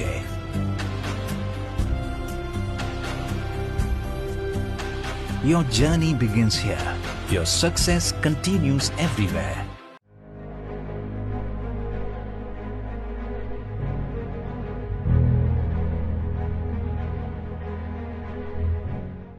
ವಿರಾಮದ ಬಳಿಕ ಅಭಿವ್ಯಕ್ತ ನನ್ನ ಧ್ವನಿ ನನ್ನ ಶಕ್ತಿ ಕಾರ್ಯಕ್ರಮಕ್ಕೆ ಪ್ರೀತಿಯ ಸ್ವಾಗತವನ್ನು ಬಯಸ್ತಾ ಈ ಸಂಚಿಕೆಯಲ್ಲಿ ಇನ್ನು ಇಬ್ಬರು ಸ್ಪರ್ಧಾಳುಗಳು ತಮ್ಮ ವಾಕ್ಚಾತುರ್ಯವನ್ನು ತೋರಿಸಲಿಕ್ಕಿದ್ದಾರೆ. ಅದಕ್ಕಿಂತ ಮೊದಲು ಅವಿನಾಶ್ ಕಾಮತ್ ಸರ್, ಬಹಳ ವಿಶೇಷವಾಗಿ ಇಂತಹ ಸ್ಪರ್ಧೆಗಳಲ್ಲಿ ಅದ್ರ ಜೊತೆಗೆ ಇಂತಹ ಕ್ಷೇತ್ರಗಳನ್ನು ಆಯ್ಕೆ ಮಾಡುವಾಗ ಮೈಕ್ ಹ್ಯಾಂಡ್ಲಿಂಗ್ ಅನ್ನುವಂಥದ್ದು ಬಹಳ ಮುಖ್ಯವಾಗಿ ಬೇಕು. ಸೊ ಇದರ ಬಗ್ಗೆ ಏನು ಟಿಪ್ಸ್ ಕೊಡ್ತೀರಿ ಅವಿನಾಶ್ ಸರ್? ಖಂಡಿತ ಒಳ್ಳೆ ಪ್ರಶ್ನೆ ಕೇಳಿದಿರಿ ತೇಜಸ್ ಅವರೇ. ನೀವು ಮೈಕ್ ಹಿಡಿಯುವ ರೀತಿ ಮತ್ತು ನಾನು ಮೈಕ್ ಹಿಡಿಯುವ ರೀತಿ ಮತ್ತು ಆಲ್ವಿನ್ ದಾಂತಿ ಸರ್ ಮೈಕ್ ಹಿಡಿಯುವ ರೀತಿ ಬೇರೆ, ಆಬ್ವಿಯಸ್ಲಿ ಬೇರೆ ಬೇರೆಯೇ ಆಗಿರುತ್ತೆ. ಆ್ಯಸ್ ಪರ್ ನಮ್ಮ ಬಾಡಿ ಅಂದರೆ ಔಟರ್ ಅಪಿಯರೆನ್ಸ್ ಇದೆಯಲ್ಲ ಅದ್ರ ಪ್ರಕಾರ. ಮತ್ತು ಈಗ ನನ್ನ ವಾಯ್ಸು ಮತ್ತು ಆ ಥ್ರೋ, ನಿಮ್ಮ ವಾಯ್ಸು ಥ್ರೋ ಅದು ಬೇರೆ ಬೇರೆ ಆಗಿರುತ್ತೆ. ಹೇಗೆ ಬೇಕು, ಎಲ್ಲಿ ಹಿಡಿಬೇಕು, ಎಷ್ಟು ಹತ್ತಿರದಲ್ಲಿ ಹಿಡಿಬೇಕು, ಎಷ್ಟು ದೂರದಲ್ಲಿ ಹಿಡಿಬೇಕು ಅನ್ನೋದು ಮುಖ್ಯ ಆಗುತ್ತೆ. ಇದು ನಾವೇ ಸ್ವಂತವಾಗಿ ಕಲ್ತ್ಕೊಳ್ಬೋದು, ನಂಬರ್ 1. ಎರಡನೇದು ವೆರಿ ಇಂಪಾರ್ಟೆಂಟ್, ಮೈಕ್ ಹಿಡಿಯೋ ಒಂದು ಕಲೆಯನ್ನು ನಾವು ಸರಿಯಾಗಿ ಕಲಿತ್ರೆ ಅದು ನಮಗೆ 50% ಕಾನ್ಫಿಡೆನ್ಸ್ ನಮಗೆ ಸ್ಟೇಜ್ ಮೇಲೆ ಅಥವಾ ನೀವೀಗ ಏನು ಆ್ಯಂಕರಿಂಗ್ ಮಾಡ್ತಿದ್ದೀರಾ ಅಲ್ಲಿ ನಿಮಗೆ ಕಾನ್ಫಿಡೆನ್ಸ್ ಕೊಡುತ್ತೆ. ಕರೆಕ್ಟ್. ಸೊ ಅಲ್ಲಿ ನಾವು ಅರ್ಧ ಪಾಸ್ ಆಗೋದೇ ಮೈಕ್ ಹಿಡಿಯೋದ್ರಲ್ಲಿ. ಮತ್ತು ಒಂದೊಂದು ಮೈಕ್ ಒಂದೊಂದು ಥರ ಇರುತ್ತೆ, ಅಂದರೆ ಒಂದೊಂದು ಕಂಪನಿಯ ಮೈಕ್ ಒಂದೊಂದು ಥರ ಇರುತ್ತೆ. ಮತ್ತು ಯಾವ ಯಾವ ವೇದಿಕೆಯಲ್ಲಿ ನಾವು ಹೇಗೆಲ್ಲ ಹಿಡಿಯೋದು ಒಂದು ಅದ್ಭುತವಾದ ಕಲೆ. ನಾನು ಮುಂಚೆ ಹೀಗೆ ಹಿಡಿತಿದ್ದೆ, ಈಗ ಸ್ವಲ್ಪ ಕೆಲವು ವರ್ಷಗಳಿಂದ ಹೀಗೆ ಅದು ಬದಲಾಗಿದೆ. ಅದು ಹೇಗೆ ಬದಲಾಗಿದೆ ನನಗೆ ಗೊತ್ತಿಲ್ಲ, ಬಟ್ ನನಗೆ ಆ ಕಾನ್ಫಿಡೆನ್ಸ್ ಇದರಲ್ಲಿ ಈಗ ಬಂದಿದೆ. ಬಟ್ ಎಲ್ಲಿ ಹಿಡಿಬೇಕು, ಎಷ್ಟು ಹಿಡಿಬೇಕು, ಎಷ್ಟು ದೂರದಲ್ಲಿ ಹಿಡಿಬೇಕು, ಮತ್ತು ಎಷ್ಟು ಜನರ ಮುಂದೆ ಯಾವ ಟೋನಲ್ಲಿ ಮಾತಾಡಬೇಕು, ಎಷ್ಟು ಜೋರಾಗಿ ಮಾತಾಡಬೇಕು, ಎಷ್ಟು ಕಡಿಮೆ ವಾಯ್ಸಲ್ಲಿ ಮಾತಾಡಬೇಕು ಅನ್ನೋದು ನಮಗೆ ಗೊತ್ತಿರಬೇಕು. It comes out of experience. Yes thank you so much sir. Yes, ಹಾಗಾದರೆ ವೀಕ್ಷಕರೇ, ಈ ಒಂದು ಟಿಪ್ಸ್ಗಳನ್ನು ನಾವು ಕೇಳಿದ್ವಿ. ಹಾಗಾದರೆ ಮುಂದಿನ ಸ್ಪರ್ಧೆಯನ್ನು ನೇರವಾಗಿ ಬರಮಾಡಿಕೊಳ್ಳೋಣ. ಮುಂದಿನ ಸ್ಪರ್ಧಿ ಸಾನ್ವಿ ಮಾರ್ಟಿಸ್. ಎಸ್ ಸಾನ್ವಿ ಅವರೇ, ಹೇಗಿದ್ದೀರಿ? ಚೆನ್ನಾಗಿದ್ದೇನೆ. ನಗುಮೊಗದಿಂದ ಆಗಮಿಸಿದ್ದೀರಿ. ಸೊ ಈ ಸಂಚಿಕೆಯಲ್ಲಿ 3 ಸ್ಪರ್ಧಾಳುಗಳಲ್ಲಿ 2 ವೇಟಿಂಗಲ್ಲಿದ್ದಾರೆ, ಒಬ್ಬರು ಸೆಲೆಕ್ಟ್ ಆಗಿದ್ದಾರೆ. ಸೊ ನೀವು ಏನು ಎಕ್ಸ್ಪೆಕ್ಟೇಷನ್ ಇಟ್ಟಿದ್ದೀರಿ? ಸೆಲೆಕ್ಟ್ ಆಗ್ತೀರಾ, ವೇಟಿಂಗಲ್ಲಿ ಇರ್ಬೋದಾ, ಹೇಗೆ? ಎಕ್ಸ್ಪೆಕ್ಟೇಷನ್ಸ್ ಸೆಲೆಕ್ಟ್ ಆಗಬೇಕಂತ ನಾನು ನನ್ನ ಪರಿಶ್ರಮ ತಕ್ಕಂತೆ ನಾನು ಇವತ್ತು ಪ್ರೆಸೆಂಟ್ ಮಾಡ್ತೇನೆ. ಹೇಗಾಗ್ತದೆ ನೋಡು. ಯಾವ ವಿಷಯ ಸೆಲೆಕ್ಟ್ ಮಾಡಿದ್ದೀರಿ? ಜನಸಂಖ್ಯೆ ಹೆಚ್ಚಳ. ಯಾಕೆ ಇದೇ ವಿಷಯ ಸೆಲೆಕ್ಟ್ ಮಾಡಬೇಕು ಅಂತ ಅನಿಸ್ತು? ಯಾಕೆಂದರೆ ನಮ್ಮ ಭಾರತದಲ್ಲಿ ಎಲ್ಲ ಸಮಸ್ಯೆಗಳಿಗೆ ಒಂದೇ ಕಾರಣ, ಜನಸಂಖ್ಯೆ ಹೆಚ್ಚಳ. ಇದರಿಂದ ಎಲ್ಲ ಸಮಸ್ಯೆಗಳು ಆಗ್ತಿದೆ. ಹಾಗಾದ್ರೆ ಈ ವಿಷಯದಿಂದ ತೀರ್ಪುಗಾರರನ್ನು ಕೂಡ ಇಂಪ್ರೆಸ್ ಮಾಡಬಹುದು ಅಂತ ಅನಿಸಿದ್ದೀರಿ ನೀವು. ಓಕೆ, ನೋಡುವ. ಎಸ್ ವೀಕ್ಷಕರೇ, ಹಾಗಾದ್ರೆ ಸಾನ್ವಿ ಮಾರ್ಟಿಸ್ ಅವರು ಜನಸಂಖ್ಯಾ ಹೆಚ್ಚಳದ ಕುರಿತಾಗಿ ಮಾತನಾಡಲಿಕ್ಕಿದ್ದಾರೆ. ಬನ್ನಿ ಅವರ ಮಾತುಗಳನ್ನ ಕೇಳೋಣ. ಪ್ರೀತಿಯ ತೀರ್ಪುದಾರರೇ ಹಾಗೂ ನನ್ನ ನೆಚ್ಚಿನ ವೀಕ್ಷಕರೇ, ತಮಗೆಲ್ಲರಿಗೂ ನನ್ನ ವಂದನೆಗಳು. ನಮ್ಮ ಭಾರತ ದೇಶದ ಸಮಸ್ಯೆಗಳಾದ ಜನಸಂಖ್ಯಾ ಹೆಚ್ಚಳ ಈ ವಿಷಯವನ್ನು ಕುರಿತು ನನ್ನ ಅನಿಸಿಕೆಗಳನ್ನು ತಮ್ಮ ಮುಂದಿಡಲು ಬಯಸುತ್ತೇನೆ. ಶೀರ್ಷಿಕೆಯಲ್ಲಿ ಹೇಳಿದಂತೆ ಜನಸಂಖ್ಯಾ ಹೆಚ್ಚಳಕ್ಕಿಂತ ಜನಸಂಖ್ಯಾ ಸ್ಫೋಟ ಎಂದು ಹೇಳಿದರೆ ತಪ್ಪಾಗಲಾರದು. ಯಾಕೆಂದರೆ ಅಂಕಿಅಂಶಗಳ ಪ್ರಕಾರ 1947ರಲ್ಲಿ ಭಾರತಕ್ಕೆ ಸ್ವಾತಂತ್ರ್ಯ ಸಿಕ್ಕಾಗ ನಮ್ಮ ಭಾರತದ ಜನಸಂಖ್ಯೆಯು ಕೇವಲ 35 ಕೋಟಿ. ಅದು ಕೂಡ ಬ್ರಿಟಿಷರನ್ನು ಸೇರಿಸಿ ಅಂತ ಭಾವಿಸುತ್ತೇನೆ. ಅದೇನೇ ಇರಲಿ, ಈಗ ಪ್ರಸ್ತುತ 2026ರ ಅಂಕಿಅಂಶಗಳ ಪ್ರಕಾರ ನಮ್ಮ ಜನಸಂಖ್ಯೆಯು ಬರೋಬ್ಬರಿ 146 ಕೋಟಿ. ಇದು ಸ್ಫೋಟವಲ್ಲದೆ ಮತ್ತೇನು? ಇಂದು ನಾವು ಪ್ರಪಂಚದಲ್ಲಿಯೇ ಮೊದಲನೇ ಸ್ಥಾನದಲ್ಲಿರುವ ಚೀನಾದವರನ್ನು ಮೀರಿದ್ದೇವೆ. ಚೀನಾ ದೇಶವನ್ನು ಅವಲೋಕಿಸಿ ನೋಡಿದರೆ ಅದು ಭಾರತಕ್ಕೆ ತದ್ವಿರುದ್ಧ ಎಂಬಂತಿದೆ. ಚೀನಾದವರು ತಮ್ಮಲ್ಲಿರುವ ಜನಸಂಪನ್ಮೂಲವನ್ನು ಬಳಸಿ ಸಮೃದ್ಧಿಯಾಗಿ ಬೆಳೆದು ನಿಂತಿದ್ದಾರೆ. ಆದರೆ ನಮ್ಮ ಭಾರತ ದೇಶಕ್ಕೆ ಚೀನಾ ದೇಶದಂತೆ ಅಭಿವೃದ್ಧಿ ಹೊಂದಲು ಇನ್ನೂ 50 ವರ್ಷಗಳೇ ಬೇಕಾಗಬಹುದು ಎಂದು ಬಲ್ಲ ಮೂಲಗಳಿಂದ ನಾವು ತಿಳಿಯಬಹುದಾಗಿದೆ. ಪ್ರಿಯರೇ, ಯಾವುದೇ ದೇಶದಲ್ಲಿ ಜನಸಂಖ್ಯೆ ಹೆಚ್ಚಿದರೆ ಅದು ಜನಸಂಪನ್ಮೂಲವಾಗಿ ಪರಿಣಮಿಸಿ ದೇಶದ ಅಭಿವೃದ್ಧಿಗೆ ಕಾರಣವಾಗಬೇಕು. ಆದರೆ ನಮ್ಮ ಭಾರತ ದೇಶದಲ್ಲಿ ಅಂಥದ್ದೇನೂ ಬದಲಾವಣೆ ಕಾಣುತ್ತಿಲ್ಲ. ಭಾರತ ದೇಶದಲ್ಲಿ ಜನಸಂಖ್ಯೆಯು ಅತ್ಯಂತ ವೇಗವಾಗಿ ಹೆಚ್ಚುತ್ತಿರುವುದರಿಂದ ನಾವಿಂದು ಸುಮಾರು ಗಂಭೀರ ಸಮಸ್ಯೆಗಳನ್ನು ಎದುರಿಸುತ್ತಿದ್ದೇವೆ. ಉದಾಹರಣೆಗೆ ಹೇಳುವುದಾದರೆ, ಇಂದು ನಾವು ಆರ್ಥಿಕ ಸಮಸ್ಯೆಯನ್ನು ಕಾಣಬಹುದಾಗಿದೆ. ಆದಾಯಕ್ಕಿಂತ ವೆಚ್ಚವೇ ಹೆಚ್ಚಾಗುತ್ತಿದೆ. ಇಂದು ನಮ್ಮ ಯುವಕರು ಶಿಕ್ಷಣ ಪಡೆದು ಉದ್ಯೋಗ ಸಿಗದೆ ನಿರುದ್ಯೋಗಿಗಳಾಗಿ ಇಂದು ಅವರಿದ್ದಾರೆ. ಇದರಿಂದ ಅವರ ಕನಸುಗಳು ನುಚ್ಚು ನೂರಾಗುತ್ತಿದೆ. ಆಹಾರದ ಉತ್ಪಾದನೆಯು ಸಾಲದೆ ವಸ್ತುಗಳ ಬೆಲೆ ಏರಿಕೆಯಿಂದ ಇಂದು ಆಹಾರದ ಸಮಸ್ಯೆಯನ್ನು ನಾವು ಕಾಣಬಹುದಾಗಿದೆ. ಇದರಿಂದ ಕಳ್ಳತನ, ದೌರ್ಜನ್ಯ, ಅಪರಾಧಗಳಿಗೆ ಕಾರಣವಾಗಿ ನಮ್ಮ ಸಮಾಜದ ಅಶಾಂತಿಗೆ ಕಾರಣವಾಗುತ್ತಿದೆ. ಮೂಲಭೂತ ಸೌಕರ್ಯಗಳ ಮೇಲೆ ಸಮಸ್ಯೆ ಉಂಟಾಗಿ ಬಡತನ, ರಸ್ತೆ, ನೀರು, ವಿದ್ಯುತ್ ಕೊರತೆ, ವಸತಿ ಸಮಸ್ಯೆ ಹಾಗೂ ಮಕ್ಕಳು ತಮ್ಮ ಶಿಕ್ಷಣದಿಂದ ವಂಚಿತರಾಗುತ್ತಿದ್ದಾರೆ. ಆಸ್ಪತ್ರೆಗಳು ತುಂಬಿ ಹೋಗಿ ಔಷಧಿ ಮತ್ತು ವೈದ್ಯರ ಕೊರತೆಯನ್ನು ನಾವಿಂದು ಕಾಣಬಹುದಾಗಿದೆ. ಆರೋಗ್ಯ ಸೇವೆಗಳು ದಿನದಿಂದ ದಿನಕ್ಕೆ ಕ್ಷೀಣಿಸುತ್ತಾ ಕುಸಿಯುತ್ತಿದೆ. ಆದರೆ ಇಂದು ನಮ್ಮ ಪರಿಸ್ಥಿತಿ ಹೊಟ್ಟೆಗೆ ಅನ್ನವಿಲ್ಲದಿದ್ದರೂ ಜುಟ್ಟಿಗೆ ಮಲ್ಲಿಗೆ ಎಂಬ ಗಾದೆಯಂತಾಗಿದೆ. ಹಾಗಾದರೆ ಇದು ನಮ್ಮ ಅಭಿವೃದ್ಧಿಗೆ ಕಾರಣವಾಗುವುದಿಲ್ಲವೇ? ಇದರ ಪರಿಹಾರ ಏನು? ಇದಕ್ಕೆ ಪರಿಹಾರ ಖಂಡಿತ ಇದೆ. ಜಾನ್ ಎಫ್ ಕೆನಡಿ ಅವರ ಮಾತಿನಂತೆ ನನ್ನ ದೇಶದಿಂದ ನನಗೇನು ಸಿಕ್ಕಿದೆ ಎಂದು ಯೋಚಿಸದೆ ನನ್ನ ದೇಶಕ್ಕೆ ನಾನೇನು ಕೊಡಬಹುದು ಎಂದು ಯೋಚಿಸಿ ಎಲ್ಲರೂ ಸೋಮಾರಿಗಳಾಗದೆ ವಿವಿಧ ಕಾರ್ಯಚಟುವಟಿಕೆಗಳಲ್ಲಿ ತಮ್ಮನ್ನು ತೊಡಗಿಸಿ ಕುಟುಂಬ ಯೋಜನೆ, ಶಿಕ್ಷಣ, ಮಹಿಳಾ ಸಬಲೀಕರಣ ಹಾಗೂ ವಿವಿಧ ಜನಜಾಗೃತಿ ಕಾರ್ಯಕ್ರಮಗಳಲ್ಲಿ ತಮ್ಮನ್ನು ತೊಡಗಿಸಿಕೊಂಡು ಜನಸಂಖ್ಯೆಯನ್ನು ಒಂದು ವರವಾಗಿ ಪರಿವರ್ತಿಸಿ ದೇಶಬೇಕೆಂದು ಹೇಳಿ ನನ್ನ ಅನಿಸಿಕೆಗಳನ್ನು ಕೊನೆಗೊಳಿಸುತ್ತೇನೆ. ಧನ್ಯವಾದಗಳು. ಸಾನ್ವಿ, ಮಿಸ್ ಆಯ್ತಾ ಸ್ವಲ್ಪ ಮಾಡಿದ್ರಿ? ಹೌದು, ಅಲ್ಲಿ ಇಲ್ಲಿ ಸ್ವಲ್ಪ ತಪ್ಪಿದ್ದನ್ನ. ಓಕೆ, ಹಾಗಾದ್ರೆ ತೀರ್ಪುಗಾರರು ಏನೆಲ್ಲ ಪಾಯಿಂಟ್ಸ್ ಅನ್ನು ನೋಟ್ ಮಾಡಿದ್ದಾರೆ ಅಂತ ಕೇಳುವಂತ ಸಮಯ. ಯಾಕಂದ್ರೆ ಅವರು ಏನೆಲ್ಲ ಪಾಯಿಂಟ್ಸ್ ಅನ್ನ ಕರೆಕ್ಷನ್ ಹೇಳ್ತಾರೆ ಅದನ್ನ ಕರೆಕ್ಷನ್ ಮಾಡಿದ್ರೆ ಮುಂದಿನ ಸುತ್ತಿಗೂ ಕೂಡ ನಿಮ್ಗೆ ಸೆಲೆಕ್ಟ್ ಆದ್ರೆ ಅದು ಕೂಡ ಯೂಸ್ ಆಗುತ್ತೆ. ಓಕೆ, ಹಾಗಾದ್ರೆ ನೇರವಾಗಿ ನಮ್ಮ ತೀರ್ಪುಗಾರರ ಬಳಿ ಕೇಳೋಣ. ಎಸ್, ಮೊದಲನೇದಾಗಿ ಆಲ್ವಿನ್ ದಾಂತಿ ಸರ್, ಸಾನ್ವಿ ಮಾರ್ಟಿಸ್ ಅವರ ಮಾತುಗಳು ಹೇಗಿತ್ತು ಸರ್? ನೀವು ಮಾತನಾಡಿದಂಥ ರೀತಿ ಇಂದು 3 ಸರಿ ಹೇಳಿದರೂ ಕೂಡ ಏನು ತೊಂದರೆ ಇಲ್ಲ, ಎಲ್ಲಿ ತಪ್ಪಿದಾಗೆ ನಮಗೆ ಭಾಸವಾಗಲಿಲ್ಲ. ಒಂದು ಎಲ್ಲಿಯಾದರೂ ನಾನು ಫಾಲ್ಟ್ ಫೈಂಡ್ ಔಟ್ ಮಾಡೋದಾದರೆ topic, selection of the topic. ಜನಸಂಖ್ಯೆ ಬಗ್ಗೆ ಮಾತನಾಡಿ ಸಾಕಾಗಲಿಲ್ವ? 5ನೇ ಹಿಂದೆ ಜನಸಂಖ್ಯೆ ಸ್ಫೋಟ, ಪಾಪ್ಯುಲೇಷನ್ ಎಕ್ಸ್ಪ್ಲೋಷನ್, ಆಬಾದಿ ಕಿ ಸಮಸ್ಯೆ, ವೈ ಏನಾ ಬೇರೆ ತಗೊಳ್ಬೋದಿತ್ತಲ್ಲ, ಬೇರೆ ವಿಚಾರಗಳನ್ನೆಲ್ಲ ತಗೊಳ್ಬೋದಿತ್ತಲ್ಲ. ಅದು ನಿಮಗೆ ಬಿಟ್ಟದ್ದು, ನಾವು ಏನು ಮಾತಾಡಲಿಕ್ಕಿಲ್ಲ. ನಿಮ್ಮ choice is yours. It was ultimate and superb and lot of improvement from previous 2 episodes. Thank you sir. Yes, thank you so much sir. Avinash Kamath sir. Hi Saanvi. Yes sir. ತುಂಬ ಜನ ಸಾನ್ವಿಗಳು ಸರ್. ಅದೇ ಕಿರಿಕ್ ಬರ ಹಿಂದೆ ನೆಕ್ಸ್ಟ್ ಈಗ ಇನ್ನೊಬ್ರು ಸಾನ್ವಿ ಬರ್ಲಿಕ್ಕಿದ್ದಾರೆ. ಇವಳ ಸ್ಪೆಲ್ಲಿಂಗ್ ಸ್ವಲ್ಪ change ಇರಬೇಕು. ಹೌದು, ವೈ ಅಲ್ವಾ? Sanvi, coming back to the point, ಏನಂತಂದರೆ your dress code attire is nice, very appealing. And ನಿಮ್ಮ ಭಾಷಣದ ಬಗ್ಗೆ ನಾನು ಮೋಸ್ಟ್ಲಿ ಏನು ಮಾತಾಡಲ್ಲ, ಬಟ್ ಅದರ್ವೈಸ್ ಈಗ ನೀವು ದಾಂತಿ ಸರ್ ಜೊತೆಗೆ ನೀವು ಮಾತಾಡಿದ್ರಿ ಮತ್ತು ತೇಜಸ್ ಅವ್ರ ಜೊತೆ ಬ್ಯೂಟಿಫುಲ್, ತುಂಬ ಚೆನ್ನಾಗಿ ಮಾತಾಡ್ತೀರಿ ನೀವು.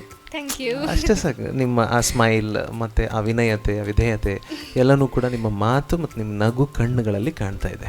ಸೊ ದಯವಿಟ್ಟು ಇಲ್ಲಿ ನೀವು ಅಭಿವ್ಯಕ್ತ ಗೆಲ್ತಿರೋ ಬಿಡ್ತಿರೋ ಬಿಡಿ, ಬಟ್ ನೀವು ಕ್ಯಾರಿ ಮಾಡಿದರೆ ನೀವು ಲೈಫಲ್ಲಿ ಗೆಲ್ತೀರಿ.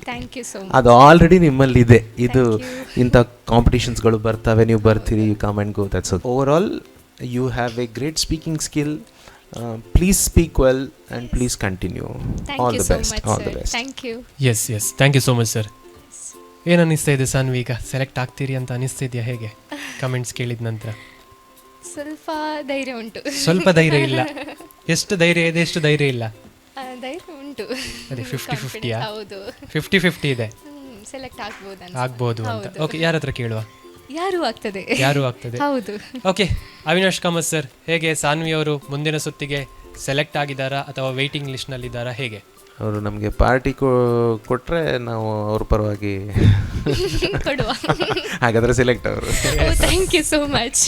S Sanvi, selected to next round. Okay, next ರೌಂಡ್ಗೆ ಹೇಗೆ ಪ್ರಿಪರೇಷನ್ ಇರುತ್ತೆ? ಇನ್ನೂ ಚೆನ್ನಾಗಿ ಮಾಡ್ತಾನೆ. Once again congratulations. Thank you so much. ವೀಕ್ಷಕರೇ, ಸಾನ್ವಿ ಮಾರ್ಟಿಸ್ ಅವರು ನೇರವಾಗಿ ಮುಂದಿನ ಸುತ್ತಿಗೆ ಆಯ್ಕೆಯಾಗಿದ್ದಾರೆ. ಮುಂದಿನ ಸ್ಪರ್ಧೆಯನ್ನು ಸ್ವಾಗತಿಸುವುದಕ್ಕಿಂತ ಮೊದಲು ಆಲ್ವಿನ್ ದಾಂತಿ ಸರ್, ನಾವು ಪ್ರಾರಂಭದಲ್ಲಿ ಟಾಪಿಕ್ನ ಬಗ್ಗೆ ಮಾತನಾಡಿದ್ವಿ, ಅದಾದಮೇಲೆ ಸೆಲೆಕ್ಷನ್ನ ಬಗ್ಗೆ ಮಾತನಾಡಿದ್ವಿ, ಅದರ ಜೊತೆಗೆ ಸ್ಕ್ರಿಪ್ಟ್ನ ಬಗ್ಗೆ ಮಾತನಾಡಿದ್ವಿ. ಈಗ ಪ್ರಸ್ತುತಿಯ ಬಗ್ಗೆ, ಯಾವ ರೀತಿಯಲ್ಲಿ ಅದನ್ನು ಒಂದು ಪ್ರೆಸೆಂಟೇಷನ್ ಮಾಡಬೇಕು ಅನ್ನೋಂಥ ವಿಚಾರದ ಕುರಿತಾಗಿ ನಿಮ್ಮ ಒಂದು ಸಣ್ಣ ಟಿಪ್ಸ್ ಬೇಕು ಸರ್. 4 ವಿಚಾರ ಬೇಕು. ಸ್ಕ್ರಿಪ್ಟ್ ಹೇಗಿದ್ರೂ ಕೂಡ ಆಗುತ್ತೆ. ನಾನು ಹೇಳಿದರೆ ಸ್ಕ್ರಿಪ್ಟ್ ಇದು ಕ್ರಿಸ್ಪಿ ಆಗಬೇಕು ಅಂತೇಳಿ, ಅದು ಹೇಳುವಂಥದ್ದು 4 ವಿಚಾರ ಇದ್ದರೆ ಸಾಕು. ಒಂದು ಐ ಕಾಂಟ್ಯಾಕ್ಟ್, ಮತ್ತೊಂದು ಸ್ಮೈಲ್, ಮತ್ತೊಂದು ಸ್ವಲ್ಪ ಕಾಮಿಡಿ, ಒಂದು ಸ್ವಲ್ಪ ಹಾಸ್ಯ ಮಿಶ್ರಿತ ಬೇಕು. ಈಗೀಗ ಅದು ರೆಲೆವೆಂಟ್. ಯಾಕಂತ ಹೇಳಿದರೆ ಈಗ ಎಲ್ಲ stand up comedy nights with Kapil ಇಂಥದ್ದೇ ಹಿಟ್ಟಾಗುವುದು, ಸೂಫ್ರಮ್ ಸೋದಂಥವರು ಹಿಟ್ಟಾಗುವಂಥದ್ದು, ಸೀರಿಯಸ್ ಟಾಪಿಕ್ ಇರುವಂಥದ್ದು ಎಲ್ಲಿಯೋ ಬಿದ್ದು ಹೋಗ್ತಾ ಇದೆ. ಯಾಕೆಂದರೆ ಜನ ಸೀರಿಯಸ್, ಈ ಭಾಷಣ ಕೂಡ ಸೀರಿಯಸ್ ಆದರೆ ಆಗಬಾರದು.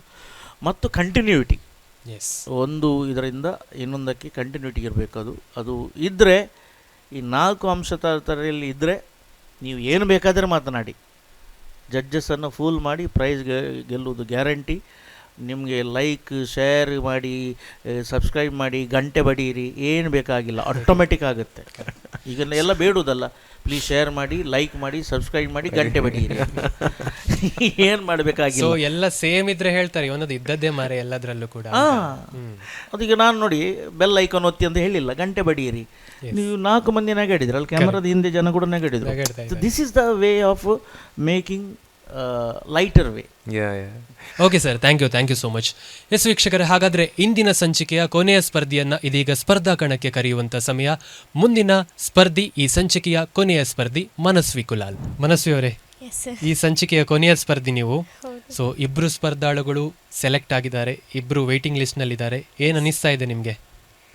ಗೊತ್ತಿಲ್ಲ. ಸೆಲೆಕ್ಟ್ ಆಗ್ತೀರಿ ಅಂತ ಅನಿಸ್ತಿದೆಯಾ? ಹೇಗೆ ಆಗಬೇಕು? ಓಕೆ, ಸ್ಪೀಚ್ ಆದಮೇಲೆ ನೋಡುವಲ್ಲ ಏನಾಗುತ್ತೆ ಅಂತ. ಸೊ ಯಾವ ವಿಷಯದ ಕುರಿತಾಗಿ ಮಾತಾಡ್ತೀರಿ?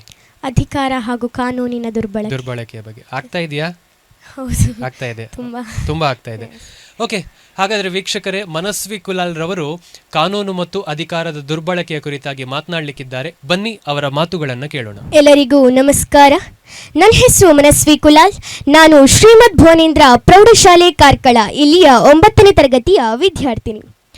ಇಂದು ನಮ್ಮ ದೇಶದ ಪ್ರಸ್ತುತ ಸಮಸ್ಯೆಗಳಲ್ಲಿ ಒಂದಾದಂತಹ ಅಧಿಕಾರ ಹಾಗೂ ಕಾನೂನಿನ ದುರ್ಬಳಕೆ, ಈ ಕುರಿತು ಒಂದಿಷ್ಟು ಮಾಹಿತಿಯನ್ನು ತಮ್ಮ ಜೊತೆ ಹಂಚಿಕೊಳ್ಳಿಕ್ಕೆ ಇಷ್ಟಪಡ್ತೇನೆ. ಭಾರತ ನನ್ನ ದೇಶ ಅಂತ ಹೇಳಲಿಕ್ಕೆ ನನಗೆ ಹೆಮ್ಮೆ ಇದೆ, ಅಪಾರ ಅಭಿಮಾನ, ಗೌರವ ಇದೆ. ಮುಂದುವರಿಯುತ್ತಿರುವಂತಹ ದೇಶಗಳ ಸಾಲಿನಲ್ಲಿ ನನ್ನ ದೇಶ ಕೂಡ ನಿಂತಿದೆ. ಆದರೆ ನನ್ನ ದೇಶದ ರಾಜಕೀಯ ವ್ಯವಸ್ಥೆ ಇಂದು ಯಾವ ರೀತಿ ನಮ್ಮ ಜನಸಾಮಾನ್ಯರನ್ನ ನಂಬಿಸಿ, ಯಾಮಾರಿಸಿ, ಮೋಸ ಮಾಡ್ತಾ ಇದೆ ಅಂತ ಹೇಳಿದ್ರೆ, ತಮ್ಮ ರಾಜಕೀಯ ಪ್ರಭಾವ ಹಾಗೂ ಕಾನೂನನ್ನು ತಮ್ಮ ಸ್ವಾರ್ಥ ಸಾಧನೆಗೆ ಬಳಸ್ತಾ ಇರೋದನ್ನು ನಮ್ಮ ಕಣ್ಣೆದುರು ನಾವು ನೋಡ್ತಾ ಇದ್ರೂ ಕೂಡ ಪ್ರಶ್ನೆ ಮಾಡಲಾಗದಂಥ ಪರಿಸ್ಥಿತಿಯಲ್ಲಿ ಇಡೀ ಪ್ರಜ್ಞಾವಂತ ಪ್ರಜೆಗಳು ನಾವಿದ್ದೇವೆ. ಸಮಯ ಕಡಿಮೆ ಇರೋದ್ರಿಂದ ನೇರವಾಗಿ ವಿಷಯಕ್ಕೆ ಬರ್ತೇನೆ. ಈ ಕಾನೂನು ಅನ್ನೋದು ಕೇವಲ ಜನಸಾಮಾನ್ಯರಿಗೆ ಮಾತ್ರ ಅನ್ವಯಿಸ್ತದೆ, ಪ್ರಭಾವಿಗಳ ಕೈಗೊಂಬೆಯಾಗಿದೆ. ಒಂದು ಕಡೆ ಮಹಿಳಾ ಸಬಲೀಕರಣ ಅಂತ ಹೇಳಿ ಅಬಲ, ಅಸಹಾಯಕ ಮಹಿಳೆಯರನ್ನ ಅತ್ಯಂತ ಕೆಟ್ಟದಾಗಿ ಶೋಷಣೆ ಮಾಡಿ ತಮಗೆ ಬೇಕಾದಂತೆ ಉಪಯೋಗಿಸಿ ಕೊನೆಗೆ ಅದೇ ಅಧಿಕಾರದ ದರ್ಪದಿಂದ ಅವರ ಅನ್ಯಾಯದ ವಿರುದ್ಧದ ಧ್ವನಿಯನ್ನು ವ್ಯವಸ್ಥಿತವಾಗಿ ಹತ್ತಿಕ್ತಾರೆ. ಇದಕ್ಕೆ ಇಡೀ ಸಮಗ್ರ ಸಾಂವಿಧಾನಿಕ ವ್ಯವಸ್ಥೆಗಳಾದಂಥ ಪೊಲೀಸ್ ಇಲಾಖೆಗಳಾಗಿರ್ಬೋದು, ಸರ್ಕಾರಿ ಕಚೇರಿಗಳಾಗಿರ್ಬೋದು, ಸುದ್ದಿ ಮಾಧ್ಯಮಗಳು, ಅಷ್ಟೇ ಯಾಕೆ ಕೊನೆಗೆ ನ್ಯಾಯಮೂರ್ತಿಗಳನ್ನು ಕೂಡ ಕೊಂಡುಕೊಳ್ಳುವಂಥ, ಅದನ್ನು ಹೊರ ಪ್ರಪಂಚಕ್ಕೆ ತಿಳಿಯದಂತೆ ಮುಚ್ಚಿಡುವಂಥ, ಅದರ ಜೊತೆಗೆ ಆ ತಪ್ಪನ್ನು ಸಮರ್ಥಿಸಿಕೊಳ್ಳುವಂಥ ಒಂದು ಜನಸಾಮಾನ್ಯರ ದೊಡ್ಡ ಜಾಲವೇ ಸೃಷ್ಟಿಯಾಗಿರುತ್ತದೆ. ಈ ನಿಟ್ಟಿನಲ್ಲಿ ಸಾಮಾಜಿಕ ಜಾಲತಾಣಗಳ ದುರ್ಬಳಕೆ ವ್ಯಾಪಕವಾಗಿರೋದು ಕಂಡುಬರ್ತದೆ. ಕಾನೂನು ಹಾಗೂ ಅಧಿಕಾರದ ದುರ್ಬಳಕೆಯನ್ನ ಮಾಡಿ ಅಭಿವೃದ್ಧಿ ಎಂಬಂಥ ಹೆಸರಿನಲ್ಲಿ ನಮ್ಮ ಪ್ರಾಕೃತಿಕ ಸಂಪತ್ತು ಲೂಟಿ ಆಗ್ತಾ ಇದ್ರೂ ಕೂಡ ಪ್ರಶ್ನೆ ಮಾಡಬೇಕಾದಂತಹ ಸುದ್ದಿ ಮಾಧ್ಯಮಗಳು ಪ್ರಶ್ನೆ ಮಾಡ್ತಾ ಇಲ್ಲ. ಇದರಿಂದ ಅದರ ಕಾರ್ಯದಕ್ಷತೆಯ ಬಗ್ಗೆ ನಮ್ಮ ಜನರಲ್ಲಿ ಸಂಶಯ ಮೂಡ್ತಾ ಇದೆ. ತಮ್ಮ ರಾಜಕೀಯ ಅಭಿವೃದ್ಧಿಗೋಸ್ಕರ ಜಾತಿ ಧರ್ಮಗಳ ಮಧ್ಯೆ ವಿಷ ಬೀಜವನ್ನು ಬಿತ್ತಿ ಅಮಾಯಕ ಜನರನ್ನು ಬಳಸಿಕೊಂಡು ಗಲಾಟೆ ದೊಂಬಿಗಳನ್ನು ಸೃಷ್ಟಿಸಿ ಸಾವು ನೋವುಗಳನ್ನು ನೋಡ್ತಾ ಇರುವಾಗ ಪ್ರಸ್ತುತ ನಮ್ಮ ರಾಜಕೀಯ ಪರಿಸ್ಥಿತಿ ನಮ್ಮ ಭಾರತವನ್ನು, ನಮ್ಮ ಭಾರತದ ಪ್ರಜೆಗಳಾದ ನಮ್ಮನ್ನು ಎಲ್ಲಿಗೆ ತಂದು ನಿಲ್ಲಿಸಬಹುದು ಎಂಬಂಥ ಆತಂಕದ ಜೊತೆ ಬೇಸರ ಕೂಡ ಆಗ್ತದೆ ಮಿತ್ರರೇ. ಹಾಗಾದರೆ ಈ ಒಂದು ಭ್ರಷ್ಟ ವ್ಯವಸ್ಥೆಗೆ ಪರಿಹಾರವೇ ಇಲ್ವಾ, ಅಂತ್ಯವೇ ಇಲ್ವಾ ಅಂತ ಕೇಳೋದಾದರೆ ಇದೆ. ಆದರೆ ಅದು ಅಷ್ಟು ಸುಲಭದ ಮಾತಲ್ಲ. ಮೊದಲು ನಾವು ಪ್ರಜೆಗಳು ಎಚ್ಚೆತ್ತುಕೊಳ್ಬೇಕು. ನಮ್ಮ ಸಮಾಜಕ್ಕೆ ಆದಂಥ ಅನ್ಯಾಯವನ್ನು, ನಮ್ಮ ಪಕ್ಕದವರಿಗೆ ಆದಂಥ ಅನ್ಯಾಯವನ್ನು ನಮಗಾದ ಅನ್ಯಾಯ ಅಂತ ಬಗೆದ್ರೆ ಬಹುಶಃ ಈ ಒಂದು ಬದಲಾವಣೆ ನಮ್ಮಿಂದ ಸುಲಭ ಸಾಧ್ಯ ಅಂತ ಹೇಳ್ತಾ ನನ್ನ ಮಾತಿಗೆ ಇದೀಗ ಪೂರ್ಣ ವಿರಾಮವನ್ನು ಇಡ್ತಾ ಇದ್ದೇನೆ. ಅವಕಾಶಕ್ಕಾಗಿ ವಂದಿಸ್ತಾ ನನ್ನೆರಡು ಮಾತುಗಳನ್ನು ಮುಗಿಸ್ತೇನೆ. ಜೈ ಹಿಂದ್, ಜೈ ಕರ್ನಾಟಕ ಮಾತೆ. ಧನ್ಯವಾದಗಳು. ಎಸ್, ಪ್ರಾರಂಭದಲ್ಲಿ ಹೇಳಿದ್ರಿ ಸ್ಪೀಚ್ ಆದ್ಮೇಲೆ ಹೇಳ್ತೇನೆ ಅಂತ. ಸೊ ಏನನ್ನಿಸ್ತಿದೆ ಈಗ? ಸೆಲೆಕ್ಟ್ ಆಗ್ತೀರಿ ಅಂತ ಅನಿಸ್ತದೆ. Confidence is important. Okay, so ಹಾಗಾದರೆ ನೇರವಾಗಿ ನಮ್ಮ ಜಡ್ಜಸ್ ಹತ್ರ ಕೇಳುವ ಅಲ್ವಾ? ಓಕೆ, ಅವಿನಾಶ್ ಕಾಮತ್ ಸರ್, ಮನಸ್ವಿ ಅವರ ಮಾತು ಹೇಗಿತ್ತು ಸರ್? ಮನಸ್ವಿ ನಮಸ್ಕಾರ. ಯಾವ ಸ್ಕೂಲ್ ಮತ್ತು ಎಷ್ಟನೇ ಕ್ಲಾಸ್ ನೀವು? ನಾನು ಶ್ರೀಮದ್ ಭುವನೇಂದ್ರ ಪ್ರೌಢಶಾಲೆ ಕಾರ್ಕಳ 9ನೇ ತರಗತಿಯಲ್ಲಿ ಓದ್ತಿದ್ದೀನಿ. ಓಕೆ, ನಾನು ಪರ್ಟಿಕ್ಯುಲರಾಗಿ ಬೇಕಂತಲೇ ಕೇಳಿದೆ ನೀವು ಎಷ್ಟನೇ ಕ್ಲಾಸು ಅಂತ.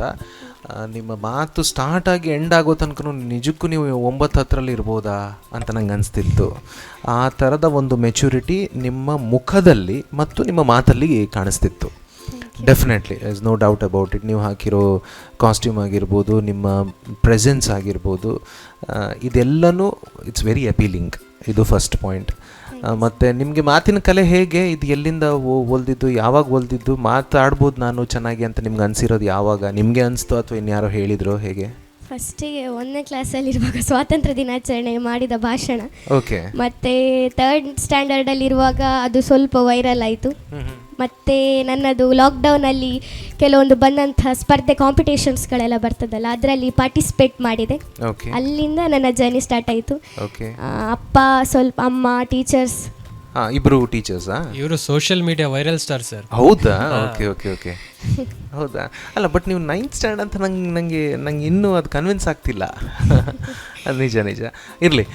ಹಾಗೆ ಆಯಿತು. ಆಮೇಲೆ ನಿಮ್ಗೆ ಯಾರಾದರೂ ಸ್ಪೀಕರ್ಸ್ ಐಡಲ್ ಇದ್ದಾರಾ ನಿಮಗೆ? ಸರ್ ನಾನು ಅಷ್ಟು ಕೇಳೋದಿಲ್ಲ, ಆದರೆ ಕೇಳ್ತೇನೆ, ಬಟ್ ಅವ್ರದ್ದು ಹೆಸರು ಅದೆಲ್ಲ ಜಾಸ್ತಿ ಕೇಳೋದಕ್ಕೆ ಹೋಗೋದಿಲ್ಲ. ಅವರದ್ದು ಮಾತಿನಲ್ಲಿ ನಾನು ಇನ್ಸ್ಪೈರ್ ಆಗ್ತೇನೆ. ಓಕೆ. ಯಾವ ಥರದ ಮಾತುಗಳು ನಿಮಗೆ ಬೇರೆ ಸ್ಪೀಕರ್ಸಿಂದ, ಯಾವ ಸಬ್ಜೆಕ್ಟ್ಸ್ಗಳನ್ನು ನೀವು ಕೇಳೋದಕ್ಕೆ ಇಷ್ಟಪಡ್ತೀರಿ? ಈಗ ಲೈಫಲ್ಲಿ ಏನೇ ಒಂದು ಪ್ರಾಬ್ಲಮ್ ಬಂದರೆ ಸಹ ಅದನ್ನು ಯಾವ ರೀತಿ ನಾವು ಮುಂದುವರಿಸ್ಕೊಂಡು ಹೋಗಬೇಕು ಎಂಬಂಥ ಮಾತು ಕೆಲವೊಬ್ಬರಿಂದ ನಾನು ಕೇಳ್ತೇನೆ. ಆ ಟೈಪ್ ಇದು. ಮತ್ತೆ ಓಕೆ, ನೈಸ್. ನಾನು ಹೆಚ್ಚೇನು ಹೇಳೋದಕ್ಕೆ ಇಲ್ಲ ಅಂತ ಅನಿಸುತ್ತೆ. ನಿಮ್ಮ ಮೆಚುರಿಟಿ ಕೂಡ ನಿಮಗೆ ವಯಸ್ಸಿಗಿಂತ ಜಾಸ್ತಿನೇ ಸ್ವಲ್ಪ ಮೆಚುರಿಟಿ ಇದೆ ಅಂತ ಅನಿಸುತ್ತೆ. ನೀವು ಮಾತಾಡಿದ ರೀತಿ ಎಲ್ಲನೂ ನನಗಂತೂ ವೈಯಕ್ತಿಕವಾಗಿ ತುಂಬ ಇಷ್ಟ ಆಯಿತು. Yes, looking forward. ನೀವು ಬೇರೆ ಸಬ್ಜೆಕ್ಟ್ಸ್, ಇದು ಸ್ವಲ್ಪ ಅಂದರೆ ದೇಶದ ಸಮಸ್ಯೆಗಳು ಇತ್ಯಾದಿ ಎಲ್ಲ, ಬೇರೆ ಲೈಟ್ ಸಬ್ಜೆಕ್ಟ್ ಕೊಟ್ಟರೆ ಹೇಗೆ ಮಾತಾಡ್ಬೋದು, ಆ ಕ್ಯೂರಿಯಾಸಿಟಿ ನನಗಿದೆ. Anyway, from my side you are nice. ಅಷ್ಟೇ. Thank you sir. Yes yes, thank you so much sir. Alvin Danthi sir, Manasvi Kulal ಅವರ ಬಗ್ಗೆ ತಮ್ಮ ತೀರ್ಪು. ಟಾಪಿಕನ್ನೇ ನಿಮಗೆ ಡಿಬೇಟಿಗೆ ಕೊಟ್ಟಿದ್ರೆ ಈಗ ನಿಮ್ಮ ಮುಂದಿನವರು ಅದನ್ನು ಹೇಗೆ ಸಮರ್ಥಿಸಿ ಅಂತೇಳಿ ಪ್ರಶ್ನೆ ಕೇಳ್ತಾರೆ, ಆವಾಗ ನಿಮ್ಗೆ ಉತ್ತರ ಇಲ್ಲ. ಓಕೆ, ನೀವು ಸೋಷಲ್ ಮೀಡಿಯಾದಲ್ಲಿ ವೈರಲ್ ಆಗುವವರು, ಮಾತನಾಡುವವರು ಸ್ವಲ್ಪ ಆಚೆ ಈಚೆ ಗಮನಿಸ್ಕೊಳ್ಬೇಕಾಗತ್ತೆ. ಆವಾಗ you can face the world, you can face the community, you can face the society. Okay, ನಿಮ್ಗೆ ಎರಡು ಮೊದಲ 2 ಸುತ್ತುಗಳಲ್ಲಿ ಕೆಲವು ಅಂಶಗಳನ್ನು ಬಿಟ್ಟರೆ ಒಳ್ಳೆಯದು ಅಂತ ಹೇಳಿದ್ದೆ ನಾನು. ಮಿತ್ರರೇ ಸರ್, ಅದು ಫ್ಲೋ ಅಲ್ಲಿ ಬಂದುಬಿಡ್ತು. ನಾನು ಬರ್ಕೊಂಡಿರುವಾಗ ಅದು ಮಿತ್ರರೇ ಇರಲಿಲ್ಲ. ಬಂಧುಗಳೇ ಹೋಗಿದೆ, ಮಿತ್ರರೇ ಹೋಗಿದೆ. ಈ ಸಲ ಒಂದು ಕಡೆಯಲ್ಲಿ ಬಂತು ಮಿತ್ರರೇ ಅಲ್ಲ? ಹೌದೌದು. ಅವರಿಗೆ ಮಿತ್ರರನ್ನು ಬಿಡ್ಲಿಕ್ಕೆ ಆಗುದಿಲ್ಲ ಅಂತ. ಇಲ್ಲ, ಅದು ಬಿಡಬೇಕು. ಬಿಡದಿದ್ರೆ ಅದು ಕಾಪಿ ಅಂತ ಆಗುತ್ತೆ. ನನಗೇನು ಲಾಸ್ ಇಲ್ಲ. ಸಾನ್ವಿಯ ಮಾರೆ ಅಲ್ಲಿ ಅಲ್ಲಿ ಮನಸ್ವಿಯ ಅಲ್ಲಿ ಅರೆಂತುದು ಭಾಷಣ ಮಲ್ಪುನತ ಮೇರ್ನ ಕಾಪಿ ಮಲ್ಪುನತ ಪುದರ್ ಹಿರೇಗ ಹಾಲು. ಓಕೆ, ಪಾತ್ರನ ಮನಸ್ವಿಲಕ್ಕ ಪಾತ್ರೋಡು ಬಂದ ಜನಗಳು ಪನೋಡಾಂಡ ಈ ಶಬ್ದಗಳನ್ನು ಬಿಡಬೇಕು ನೀನು. ಅದರ ಬದಲಿಗೆ ಬೇರೆ ಶಬ್ದಗಳನ್ನು ಹಾಕು. ಅವರು ಬಳಸುವಂಥ ಶಬ್ದಗಳು ಯಾಕೆ ಗ್ರಿಪ್ಪಿಗೆ, ಅರ್ಥ ಆಯ್ತಾ? ನೆಕ್ಸ್ಟ್ ಸೆಂಟೆನ್ಸ್ ಬರಲಿಕ್ಕೆ ಅವರು ಗ್ರಿಪ್ಪಿಗೆ. ಓಕೆ, ಇನ್ನೊಮ್ಮೆ ಆ ಶಬ್ದಗಳು ಬಂದರೆ ನಾನು ವೆಯ್ಟಿಂಗ್ನಲ್ಲಿ ಇಡಬೇಕಾಗತ್ತೆ. ಈಗ ನಿಮ್ಮನ್ನು ಸೆಲೆಕ್ಟ್ ಮಾಡಬೇಕಾಗತ್ತೆ. ಯಾವುದು ಮಾಡುವ? ಕಾನೂನಿನ ದುರ್ಬಳಕೆ ಮಾಡುವನ, ಸದ್ಬಳಕೆ ಮಾಡುವ? ಸದ್ಬಳಕೆ. ಹಾಗಾದರೆ ಸೆಲೆಕ್ಟ್ ಮಾಡುವ ಅಲ್ವಾ? So you are selected. Thank you sir. Congratulation Manasvi, select ಆಗಿದ್ದೀರಿ. ಸೊ ಹೇಗೆ ಅನಿಸ್ತಾ ಇದೆ ಈಗ? ತುಂಬ ಖುಷಿ ಆಗ್ತಾ ಇದೆ. ಖುಷಿ ಆಗ್ತಿದೆ. ಮುಂದಿನ ಸುತ್ತಿಗೆ ಮಿತ್ರರೇ ತೆಗಿತೇನೆ. ಮಿತ್ರರು ನೋಡ್ತಿದ್ರೆ ಮಿತ್ರರಿಗೋಸ್ಕರ. Okay, so thank you. ಹಾಗೆಯೇ ಇವತ್ತಿನ ಕಾರ್ಯಕ್ರಮದಲ್ಲಿ ಭಾಗಿಯಾಗಿ ಮುಂದಿನ ಸುತ್ತಿಗೆ ಆಯ್ಕೆ ಆಗಿದ್ದೀರಿ. Once again congratulation. ಹಾಗೆಯೇ ಮುಂದಿನ ಸುತ್ತಿಗೆ all the best. Thank you sir. Yes ವೀಕ್ಷಕರೇ, ಇಂದಿನ ಸಂಚಿಕೆಯಲ್ಲಿ 3 ಸ್ಪರ್ಧಿಗಳು ನೇರವಾಗಿ ಮುಂದಿನ ಸುತ್ತಿಗೆ ಆಯ್ಕೆಗೊಂಡಿದ್ದು, 2 ಸ್ಪರ್ಧಾರ್ಥಿಗಳು ವೇಟಿಂಗ್ ಲಿಸ್ಟ್ನಲ್ಲಿದ್ದಾರೆ. ಇಂದಿನ ತೀರ್ಪುಗಾರರಿಗೆ ಧನ್ಯವಾದವನ್ನು ತಿಳಿಸುವಂತಹ ಸಮಯ. ಇಂದಿನ ಕಾರ್ಯಕ್ರಮದ ತೀರ್ಪುಗಾರರಾಗಿ ನಮ್ಮ ಜೊತೆ ಸಹಕರಿಸಿದಂತಹ ಅವಿನಾಶ್ ಕಾಮತ್ ಸರ್, ತಮಗೆ ಧನ್ಯವಾದಗಳು ಸರ್. ಅದೇ ರೀತಿ ಮತ್ತೊಬ್ಬರು ತೀರ್ಪುಗಾರರು ಮಹಾಗುರುಗಳಾಗಿರುವಂತಹ ಆಲ್ವಿನ್ ದಾಂತಿ ಸರ್, ತಮಗೂ ಕೂಡ ಈ ಕಾರ್ಯಕ್ರಮದಲ್ಲಿ ಭಾಗವಹಿಸಿದ್ದಕ್ಕೆ ಧನ್ಯವಾದಗಳು ಸರ್. ಹಾಗೆಯೇ ವೀಕ್ಷಕರೇ, 3 ಸ್ಪರ್ಧಾಳುಗಳು ನೇರವಾಗಿ ಸೆಲೆಕ್ಟ್ ಆಗಿದ್ದಾರೆ. 2 ಸ್ಪರ್ಧಿಗಳು ಮುಂದಿನ ಹಂತಕ್ಕೆ ತೇರ್ಗಡೆಯಾಗಲಿಕ್ಕೆ ವೇಟಿಂಗ್ ಲಿಸ್ಟ್ನಲ್ಲಿದ್ದಾರೆ. ಅವರು ಸೆಲೆಕ್ಟ್ ಆಗ್ತಾರಾ ಅಥವಾ ವೇಟಿಂಗ್ ಲಿಸ್ಟ್ನಿಂದ ಇದ್ದು ಎಲಿಮಿನೇಷನ್ ಆಗ್ತಾರಾ, ಎಲ್ಲವನ್ನು ನಾವುಗಳು ಕಾದು ನೋಡಬೇಕು. ಅದೆಲ್ಲದರ ಜೊತೆಗೆ ಮುಂದಿನ ಸಂಚಿಕೆಯಲ್ಲಿ ಸ್ಪರ್ಧಾಳುಗಳು ನಮ್ಮ ದೇಶದ ಯಾವೆಲ್ಲ ಸಮಸ್ಯೆಗಳನ್ನು ನಿಮ್ಮ ಮುಂದೆ ಪ್ರಸ್ತುತಪಡಿಸಲಿಕ್ಕಿದ್ದಾರೆ ಅನ್ನೋದನ್ನು ನಾವುಗಳೆಲ್ಲರೂ ಕಾಯ್ತಾ ಇದ್ದೇವೆ. ಇದು Manipal Academy of Higher Education presents Abhivyakta ನನ್ನ ಧ್ವನಿ ನನ್ನ ಶಕ್ತಿ. co-sponsored by Bhima Jewelers Udupi, Girija Surgicals Udupi, IMJ Institutions Mudlakatte, Lombard Memorial Mission Hospital Udupi, NN infrastructure and developers Brahmavar. ಇದು ಇಂದಿನ ಅಭಿವ್ಯಕ್ತದ ಸಂಚಿಕೆಗಳು. ಇನ್ನಷ್ಟು ಸಂಚಿಕೆಗಳ ಜೊತೆ ನಿಮ್ಮ ಮುಂದೆ ಬರ್ತೇವೆ. ಅಲ್ಲಿಯವರೆಗೆ ನಿರಂತರ ಸುದ್ದಿ, ಮಾಹಿತಿ, ಮನೋರಂಜನೆಗಾಗಿ ನೋಡ್ತಾ ಇರಿ ಡೈಜ್ ವರ್ಲ್ಡ್ 247.